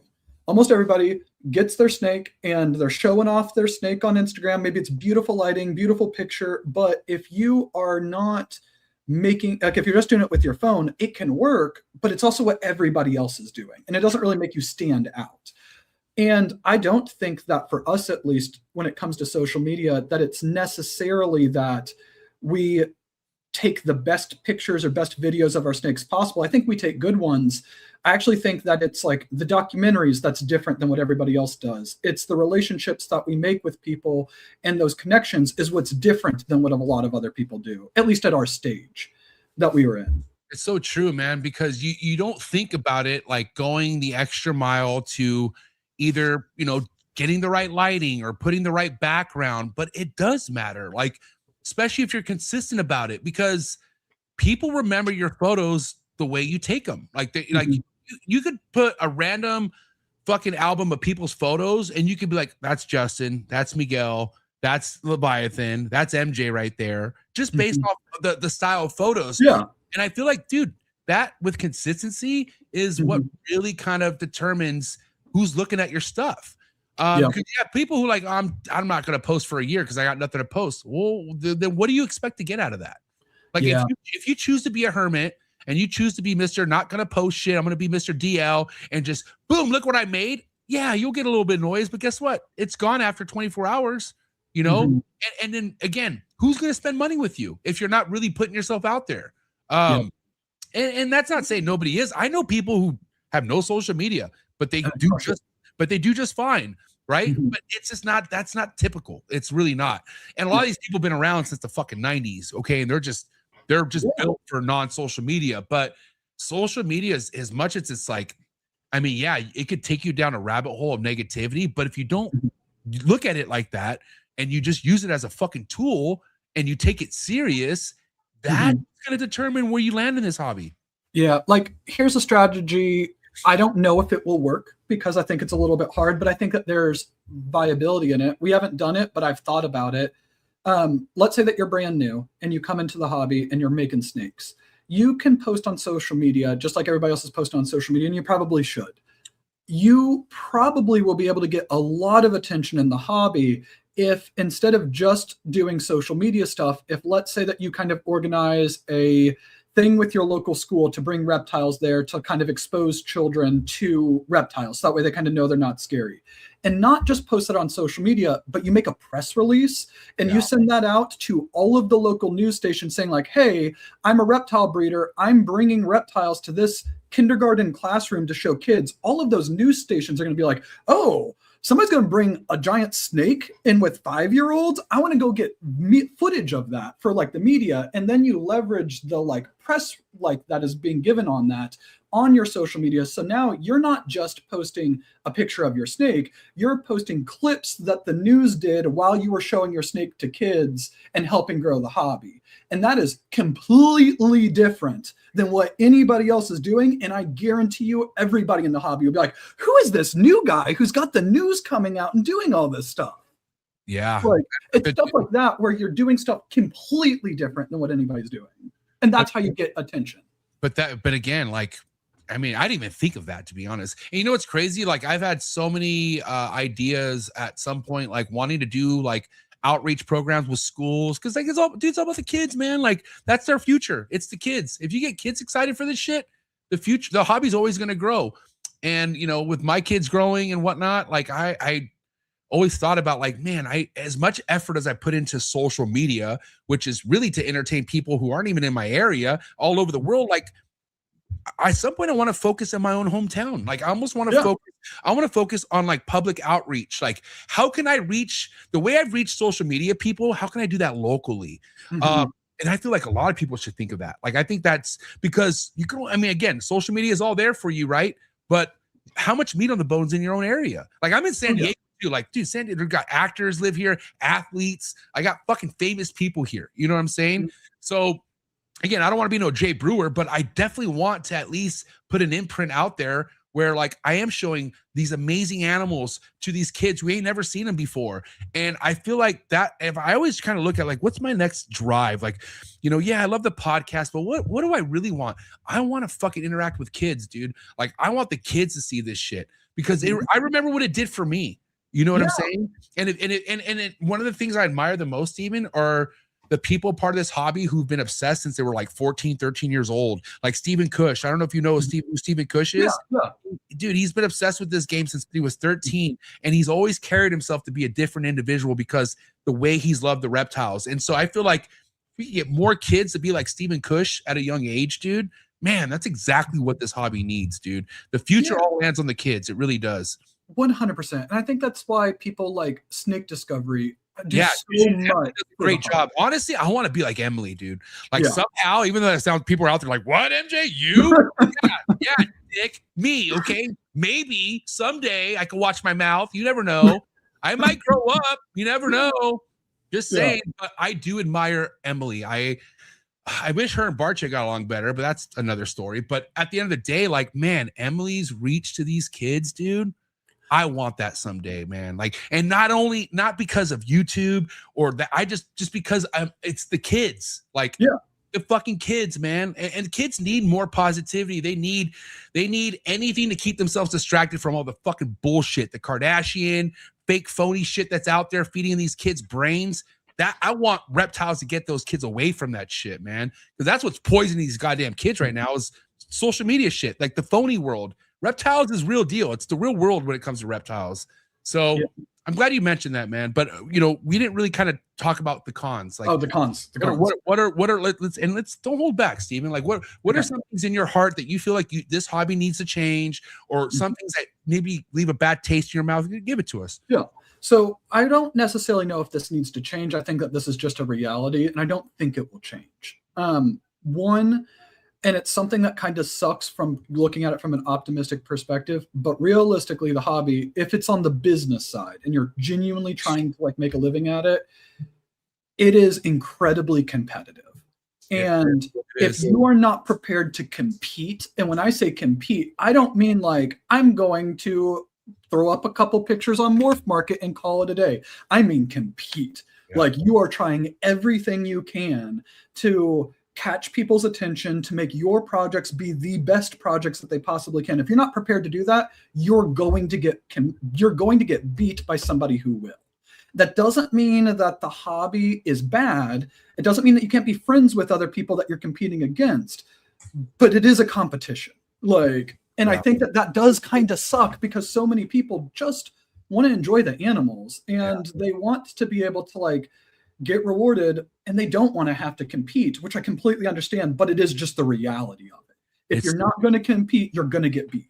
Like that's in life, bro. That's what's crazy. It's like life is a competition, and it sucks to say because you want to just be laid back, but I compete with myself. Like I constantly always try to outdo whatever the fuck I just got done doing because I feel like I got to always get better. And that's my biggest competition is myself, right? But at the end of the day, dude, like podcasting, this trap talk, like the reason why I'm the way I am, because I'm very prideful and I think trap talk is the best. And I am competitive, dude. I come from a very, very high competitive background, sports, just my personality, dude. I love to compete. And when it comes to shit being serious, dude, people know, like people who know me know, like, damn, MJ, like you're pretty passionate because I fucking love to compete. But that's not everyone's personality, dude. And that's crazy to like have to put that into somebody. Like if somebody isn't competitive, they don't have the drive. You can't teach that to somebody. You can't tell somebody like, you got to be more passionate. You got to have more drive. They got to have it. They either have it or they don't. One thing about me, I have it. And that's one thing I love about being competitive is that drive. I will always have a competitive drive no matter what I'm doing, dude. If somebody's going to try to come next to me, I'm going to smoke you. And that's just my mind. I race motocross. That's just me, dude. I'm a racer mentality, but that could rub people the wrong way too, Steven. And I feel like I've done a good job at doing that. Like my my passion, my excitement, my competitive has definitely left a sour taste in some people's mouth. But then again, other people, it inspires them. So that's the flip side on it. And again, people can take it either way. I'm not trying to say that they're right or wrong, but in my opinion, there are people who make just such amazing animals that I see it. I'm like, I'm so happy for you. Oh my God. But I genuinely am excited for them. I'm like, God, I can't wait to do it. I cannot wait to be there too.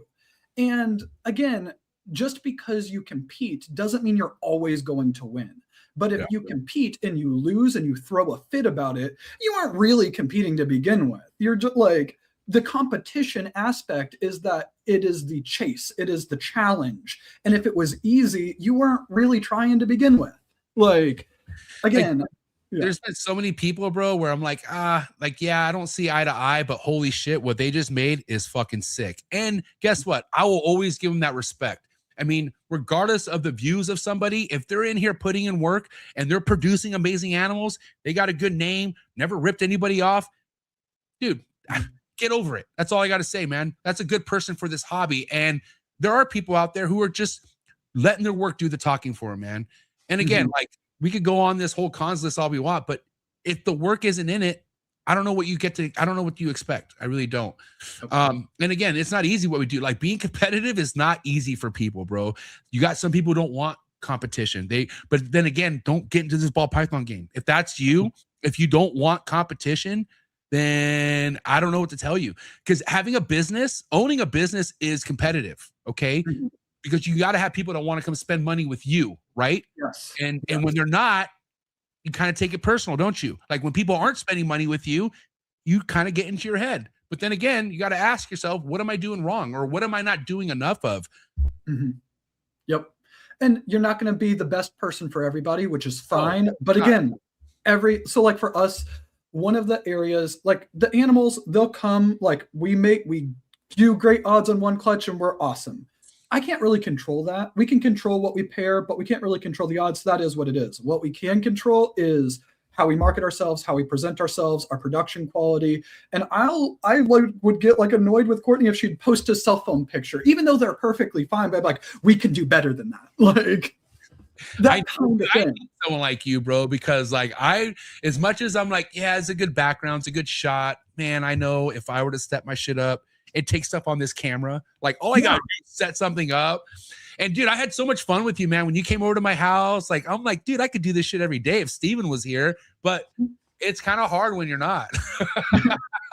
I don't feel that like the push to want to do better, even though I know, like, dude, look at this shot. Like, dude, just the clips you sent of what you recorded while you were here, because you don't know it's going to be that good until you see it.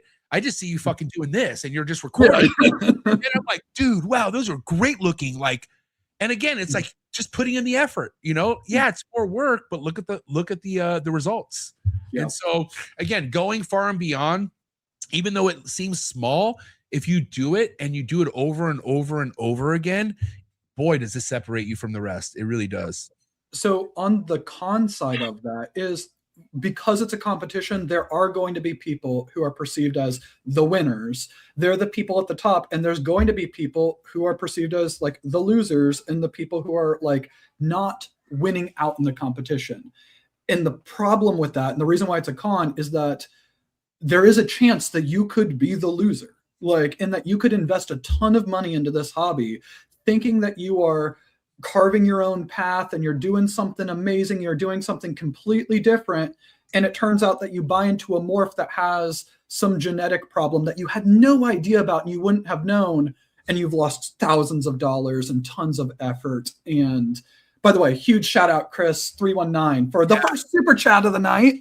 My guy, shout out to Chris, who actually has one of my productions as well, Monocory Biak. He got a clutch mate that you guys got. That's awesome. That's awesome. He's doing a great job with it too, but yeah, like there's, so that the fact that it is, because it is objectively a competition, that there are going to be some people who lose, that does suck. And that isn't super fun in a hobby if you go into it thinking like, I'm going to be one of the top tier people. and then maybe you're just not. Like, that does suck. And I think that happens to, I don't say a lot of people, but it happens to some people, and it burns them on the hobby and it discourages them because, again, it comes back to what we talked about at the beginning. They're like, I love these animals so much, and I'm getting beat by somebody who's better at social media than me, and that doesn't feel good. Like, well, it's that saying, right? Like, if you always compare yourself to somebody at the gym, you're never going to feel good. Like, you know how many people that you could compare yourself to that just makes you feel like shit because they're on a whole nother level, but that's their level. And what's crazy is, Steven, is like, you don't think Justin was never a loser or like, or had to take a loss or anybody? Like, I think the only person I feel like that never took a loss was Brock, but that could be a lie. I think Brock did. Brock just seems so gangster at making money. I just feel like he was never a part of that realm. But anyways, I could be wrong. I don't know. I mean, I don't know Brock's entire history, but I'm sure he for sure took a loss. Everybody takes losses, dude. Failing and losing is a part of life. That's kind of how champions are made, dude. Like, you got to be broken down before you can really build yourself up. I love that. I love that, what you're talking about right there, because, like, realistically, let's say that whoever it is, whoever's watching this right now, you are feeling down about the market and you're just feeling like you're questioning whether or not it was the right choice. That feeling, if you're like, you know what, I am going to double down, like, this is what I want to do, and I am willing to compete. I am willing to improve at whatever you need to improve at in order to get to the top tier. And 5 years from now, 7 years from now, 10 years from now, you come out of it and you are one of the top people. That is so much better saying, like, no, I got in and I was feeling terrible, and then I was able to come out of it. That's so much better than the person who comes in and just got lucky. And then again, like, when you're setting your own goals and you're hitting your own goals, who are you really trying to compete with? It should be about you, dude. Like, I mean, again, nobody really knows the road that Justin took, or Ozzy took, or Levance took, or Brock took to get to where they're at. Only they know that. The journey is such a personal thing, right? But you just can't put yourself in that person's shoes because that's not you. It's just, and it's a lot easier said than done, but the whole focus, right? People are so focused about other people. Like, and I get it, and get inspired by that. But there has to be a time and place where you stop fucking worrying about other people and worry about yourself. Yep. You can only control yourself. That's what, right? Like, dude, like, I get it. Like, obsess over other people's work. But then again, how much are you obsessing over your own work? And again, if you're not obsessing over your own work, what are you doing? What are we really talking about here? If you're not focused on your own shit, what are we talking about here, Steven? Yeah. I like the challenge aspect. If it's easy, it's just, you get bored with it. It might be fun for a little bit, but you get bored. I like the fact that it's hard and that you have to work at it, because then when you make those accomplishments, you hit those milestones, it feels so much better. Dude, Steven, it took me 8 years to get my first chondro clutch that all went the distance. Do you think at all I was worried about other fucking people's clutches?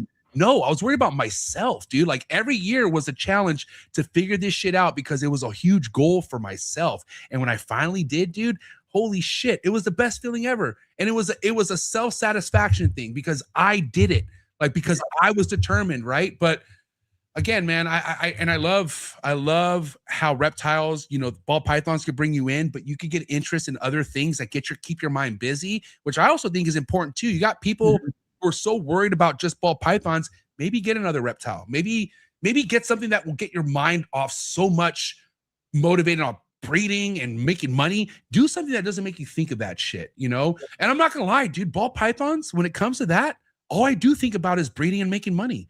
I'm not joking. And I also think about holding stuff back too. But at the end of the day, like, I'm not looking to hold back a bunch of ball pythons. I want what I want, but I also gotta sell what I gotta sell, because that's what feeds all this. So, but then again, I have this stuff that keeps my mind off the money. Like, when I come on this side, I don't think about money, dude. I'm thinking about making the coolest shit on earth, and that's it.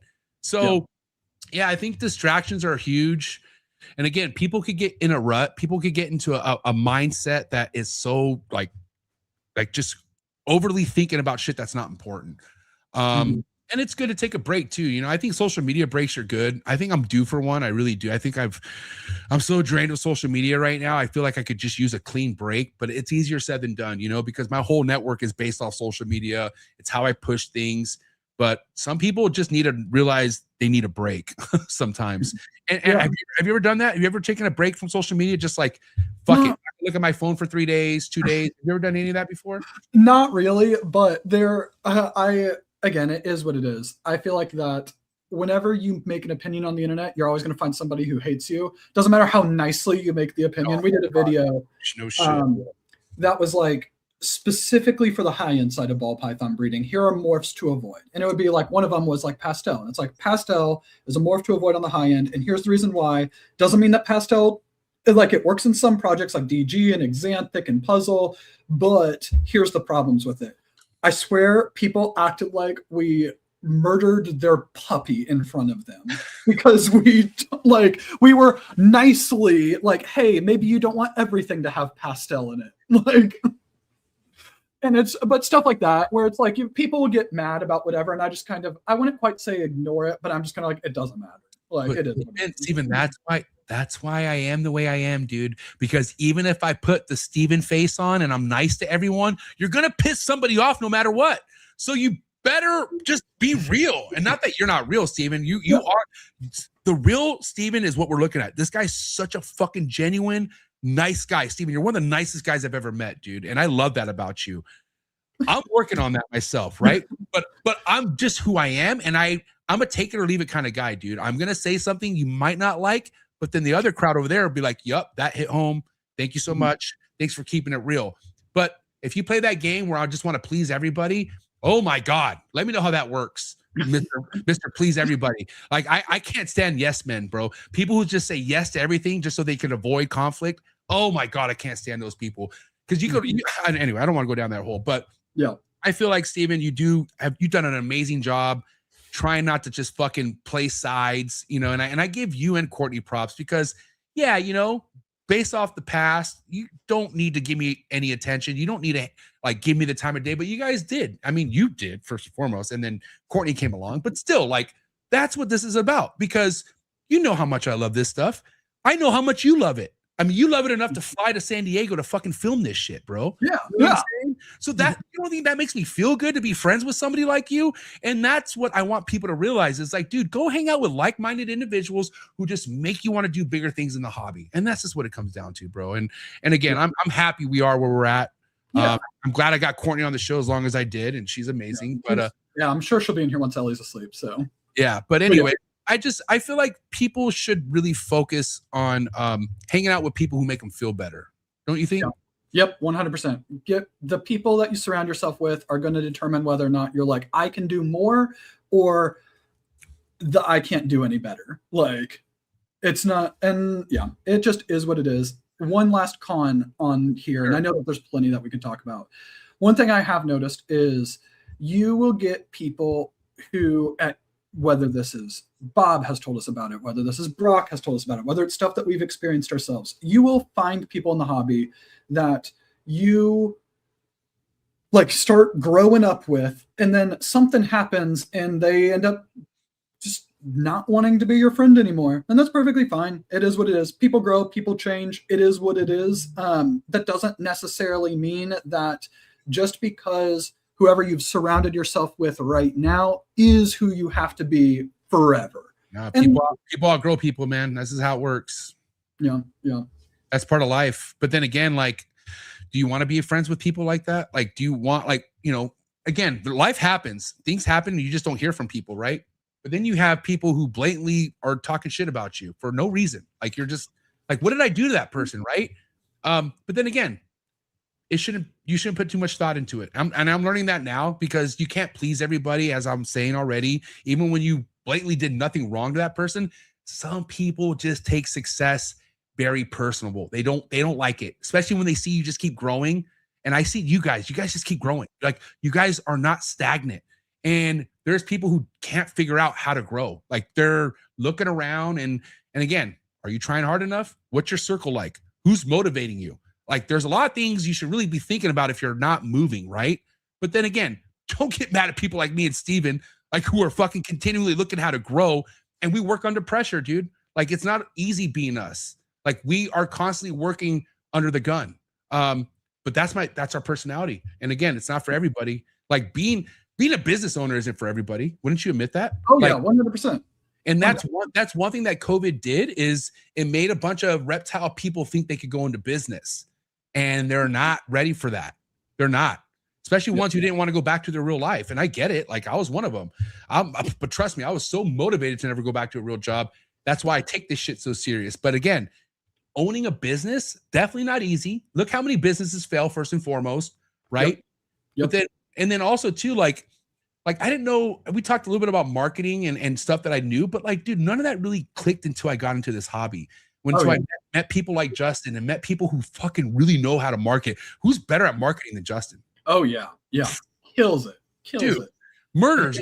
But then you learn from it, right? And so again, I feel like the cons are all circumstantial. Like we could talk about cons based off what other people are going through, but our cons could be different, right? Our pros could be different. I just know I focus so much on the pros, man. Because the cons will come, but then again, we learn from shit and we just keep moving. And again, though, man, like you gotta have tough skin to be a part of this. Like not everyone likes to lose. And so I don't know, at the end of the day, like how bad do you want it? That's all I gotta tell people. Like if you really want something that bad, one bad season or one market talk about it being bad shouldn't push you out. Yep. It is this was a different thing from work and all that stuff, but I thought this was interesting. So it's talking about like you hear everybody knows that there's things that is like, oh man, I need to do this. I need to record more YouTube videos. I need to post on MORPHMARKET more. I need to do X, Y, or Z. The longer that you know that you need to do something and you choose not to do it, you don't have an excuse at that point anymore. Like you are wasting whatever potential you have. The best time to do it is now. Like, doesn't matter what it is. If you feel like you need to do something right now, go work on it. Yeah, man, not waiting. I feel like, that's another thing too, man. You kind of get into this spot in life where you feel like you could put shit aside, but that's only going to shoot you in the foot at some point. I mean, like you said, the best time is now. And you just even said you bought 5 snakes over the last week or something like that, or the last month. Yeah. Right. And it's a buyer's market right now. All right. So honestly, this is completely off of any of the topics we've talked about. There's such a weird dynamic that happens in the market that I myself am experiencing that I don't know what's going on. And that is that there are such stupid good deals out there. When I say stupid good, I mean like they're good. People will post an animal for $500 where I'm like, that is a $3,500 animal. Immediate, and I snatch it up. And other people will post the same animals later on for $3,500. Like, I have no idea why that animal is priced so low. But you know what? I bet that $500 helped that person a lot. Yeah. And that's why buying right now is fucking probably crucial, because people need money. Like people will take $500 all day, even though they know if they're patient, they could probably get $3K, but it's $500 right now. In my head, I think it's nuts. But again, to each their own, dude. Some people fucking really need money out there. And $500 is a lot of money. Like the way, we kind of get, we get into this ball python monopoly mindset where it's like, oh, 3,000, 10,000. But dude, $500 is a lot of money. That's a lot of money, no matter what. So again, man, I just feel like, I just see more pros and cons. I really do. But then again, dude, it's all in the mindset. It's where you're at. It's where you want to be at. So I choose to purposely be around stuff that makes me think of the pros, not the cons. So But listen, 2 hours is up, man. I had a good time. Anything you want to close off with? Anything that you want to talk about tonight, Steven? I'm gonna leave the last topic or wrap up question for you. If you have one or anything, I'll give it to you, buddy. All right. You put me on the spot for this. All right. So we got Southeast Reptile Expo this weekend. So anybody who is in the Atlanta, Georgia area, you need to come out. I know you're not going to be there this time because you have the new baby, which huge congrats, by the way, man. Thank you. But anybody else who is in the Atlanta area, come out to the Southeast Reptile Expo. It is going to be a blast. But other than that, we also have to, when next time that we're doing like a Costa Rica trip or something like that, you'll have to come out with us, go herping with Bob and them. Yeah, dude, that looks like a fucking great time. Yeah, it's so much fun. It's awesome. Bob, I've never met an Asian that herps as hard as Bob. Like Bob is probably the herper for all Asians out there. Like he's the lead ringer, the ringleader for sure. Oh yeah. He loves it, dude. And that's what I love about Bob. Like Bob is a real reptile head. You know what I'm saying? And yeah, what a good guy. But yeah, Southeast Reptile Expo. Shout out to anyone who's going there, and make sure you guys go check out Leviathan, who's going to be with Winston, WHX. Yeah. So, all right, dude, we got hot seat questions before we let you go. Courtney, you're lucky, dude. Courtney got out of this one, all because Penelope's so sweet. So, but yeah, hot seat questions, Steven. The quicker the better. That's how this works. Okay. All right, here we go. Hot seat questions. Steven is going to hold it down for Leviathan Snakes. Are you ready, Steven? Let's go. Here we go. Frozen thought or live? Live. First thing you would feed a baby ball python? Mouse hopper. Egg cut or no cut? Egg cut. Red chondro neo or yellow chondro neo? Red. Yay imports or boo imports? Boo, but I've done it. But if it came down to you making the law, would you say? Yeah, boo. Damn, Steven, gangster. Yay sports or boo sports? Boo. Wow. Okay. Big flexor or no flexor? Man, I like the quiet flexor. Like I'm flexing, but I don't want to flex so hard where they're like, he's obviously trying, but I am flexing is the point. You want to flex by accident. Yeah, like it's like I am intentionally wearing like a Rolex, but I'm not gonna say like that kind of thing. I'm not gonna be like this. He's a subtle flexor. I like that. Yeah. Steak or fish? Steak. Yay alcohol or boo alcohol? Yay alcohol, but every single January I do dry January, so I'm like I can't drink at Southeast this year. Wow. So. But I do like alcohol. All right, favorite alcohol beverage? Old fashioned. Oh, God damn, I miss my old fashions. I really do. Steak or fish? Steak. Favorite thing to listen to while cleaning snakes? Podcasts. Favorite podcast? Trap Talk. No, dude, for real. You can't just say that. Are you serious? Yeah, no, it's like I'd say, yeah, this one, Trap Talk, Double Clutch, Adams from Proper Royals. Those are like the three that I listen to all the time. Beautiful. To miss a ball python or never missed a ball python, like spray? We don't really because we're so humid down here. Actually, we have a run a dehumidifier. Like that is how humid we get. I wish I had that issue. All right, little word association. Say the first thing that comes to mind. Milk. Okay. Chocolate. Clutch. Eggs. Morph market. Sales. Top ball python breeder. Justin. Instagram trolls. I ignore them. Ball python market. Great. Morph market shipping. Awesome. Oh my God! Now Courtney comes. All right, we're gonna start over. Courtney, you got to do the hot seat question. Yeah. All right. You have to answer as quickly as possible. All right, time to bring it back. Rewind. Okay. I think I'm gonna agree with almost all of what Steven Okay. said. So Steven, let her answer till we get to the word association part. Okay, just let her answer because Steven already said his answer. So let's see. All right, here we go. Courtney, frozen thought or live? Live. First thing you would feed a baby ball python? Mouse hopper. A cut or no cut? No cut. Okay, damn, you got me there. Red chondro baby or yellow chondro baby? Yellow. To spray a ball python or to never spray a ball python? Spray. Are we talking about like spritz them with water? Yeah, like spray them with water. Yeah, spray them. Okay. Yay sports or boo sports? Yay sports. Favorite sport? Basketball. Nice. Favorite basketball team? Duke Blue Devils. College basketball. Tight. Steak or fish? Fish. Big flexor or no flexor? I like a chill flex. Okay, so you're like Steven, you're a subtle Yeah, I flex. said that I'm flexing, but I'm trying not to like make it look obvious that I'm flexing. Nonchalant flex. Favorite thing to listen to while cleaning snakes? Audiobook. Audiobook? Favorite audiobook? The Expanse, the Leviathan Wakes. Yay alcohol or boo alcohol? Yay as in agree. It's cool, but not like, whoa. So what's your favorite alcohol beverage? Like if it was like wine, red wine or white wine? White wine. All right, dude, that shit gives me a headache. All right, little word association. Say the first thing to come to mind. Milk. Cookie. Clutch. Sorry? Clutch. Clutch? Yeah. Car. Morph market shipping. Box. Favorite ball python morph. Banana. Least favorite ball python morph. Pinstripe. Instagram trolls. Yeah. I didn't think of anyone. I don't know. Nothing came to mind. Last but not least, and you can't cheat, okay? You have to say the first thing that comes to mind. And hey, Steven already answered this one, okay? No pressure. Coolest reptile network in the world. The first one that came to mind is the one I'm staring at right now. So I'm gonna go ahead and say you can't cheat. You can't cheat. You can't cheat. That's it. I can't, it's right in front of me. I feel like that's you. No, okay. Yeah. The Leviathan network. Is what I don't know if that was clear. Sorry, I gotta go. I'm so sorry. All right, hey Corey, no, you're good. Go take care of your daughter. You're amazing. Bring Steven back. We'll close it off.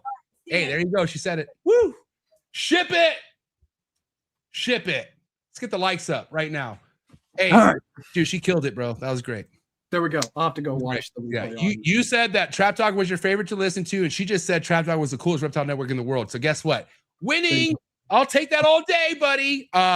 No, dude, hey, this was an awesome time, Steven. I told you when you flew over to my place how bad I wanted you guys on the show, and I did not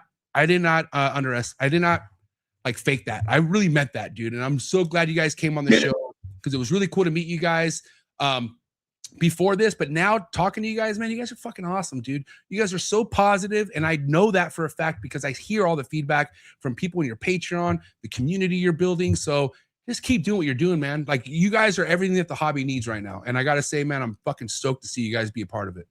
Thank you, man. And thank you for having us. We really, really appreciate it, man. Yeah. Dude, for the people wondering when that Trap Talk documentary is coming out, you want to spill some beans? Yeah. So we're looking at, which I haven't edited yet because I need to film with Emilio. You have to come back out here too.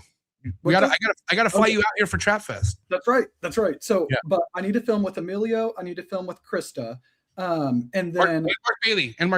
Oh, and Mark Bailey. Yep. But ideally, as long as we can get all the stuff, we want to do it like probably the week before Fall Tinley is what we're looking at. And I'll be there. I will be in October Tinley. I cannot wait. But okay, before we let you go, Steven, where can people follow you? Drop all your Instagram plugs, all that.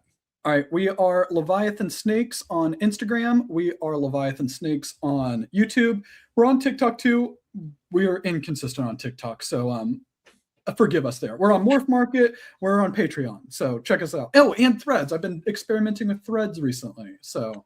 Yeah, I forgot I post on Threads. It's just automatic. So whenever I post on Instagram, it goes to Facebook and Threads, and so I always forget to mention that. Threads is owned by Instagram, right? It is, and we do the automatic post too, but the little bit of difference is that kind of like Twitter, which again, I've never really used Twitter, but you can do like just purely text-based stuff. So I've been doing like little stuff like that, like a little teeny tiny mini blogs essentially. And it's been fun. Listen, I don't want to annoy you. I don't want to add more to the plate, but we definitely got to get you to interview Marshall and Bill. So we got to add those to the list. All right. We'll get it. Yeah. All right, guys, go follow Leviathan Snakes right now on Instagram. Subscribe to their YouTube. I even put the link to their Patreon description below. But give it up. It's a wrap for Courtney and Steven, ladies and gentlemen. What a show. Hey, dude, go kill it this weekend at the Southeast Reptile Expo, man. All right? That's right. Let's get it. Have a good night, man. Hey, tell Courtney I said thank you so much, and have a good one, bro. Thank you so much. Awesome. Peace.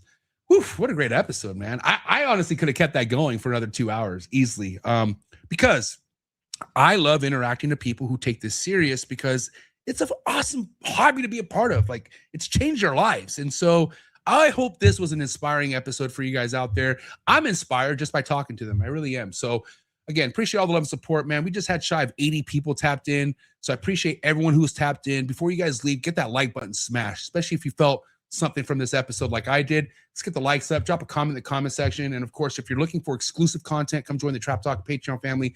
Very first link in the description below. Come connect with us, man. We got some of the best people in the hobby, part of the Patreon family from all over the world, okay? And again, check out all my sponsors. Find the link in the description below. Shout out to the Southeast Reptile Expo. Have a good time. Give me some feedback. Monday, we got Paco Miranda. So we'll be talking about the Southeast Reptile Expo on New Breed on the Block recaps. But have a good weekend, and I'll see you at the top. Sorry for the interruption, folks, but a quick word from our sponsors. Shout out to tonight's sponsor, and that's the one and only MORPH Market and MORPH Market Shipping. One of the biggest exciting things about the reptile hobby over the past couple years is MORPH Market Shipping taking everything to the next level.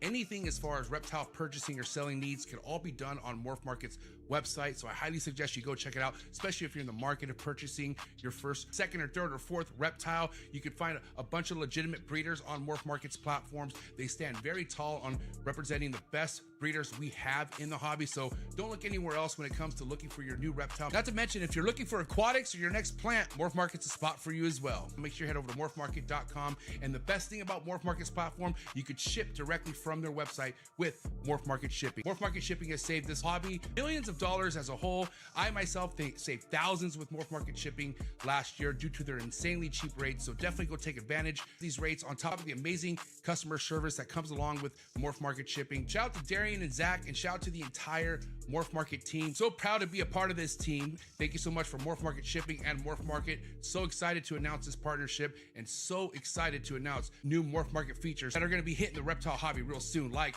live sales on Morph Market. Thank you so much, Morph Market and Morph Market shipping. Sorry for the interruption, folks, but a quick word from our sponsors. Shout out to Focus Cube Habitats, the #1 PVC enclosure in the reptile industry. Hands down, everything you guys see behind me are 3x2x2 PVC design enclosures by Steven and Ashley over at Focus Cube Habitats. My entire room at this point, all Focus Cube Habitat enclosures, and that is for a real reason. My reptiles love them. I've had majority of these Focus Cube Habitats behind me for over 6 years now. So guys, if you're looking to expand your reptile room and get yourself some new enclosures, no better place to visit than Focus Cube Habitat. You head over to focuscubehabitats.com and see how many different design enclosures you could choose from. And you can also follow them on Instagram and stay updated with all current new enclosures on their YouTube channel. So thank you so much, Steven and Ashley over at Focus Cube Habitats. And I think I got new enclosures in the driveway, so I gotta go. Shout out to Focus Cube Habitats, you are the best. Sorry for the interruption, folks, but a quick word from our sponsors. Shout out to tonight's sponsor, and that is CLTCH, the #1 organization app in the ball python game today. Also, tonight's episode is brought to you by KINOVA Reptiles, the biggest world industry leading ball python company in the hobby, in the industry. So excited to announce this partnership with CLTCH and KINOVA Reptiles.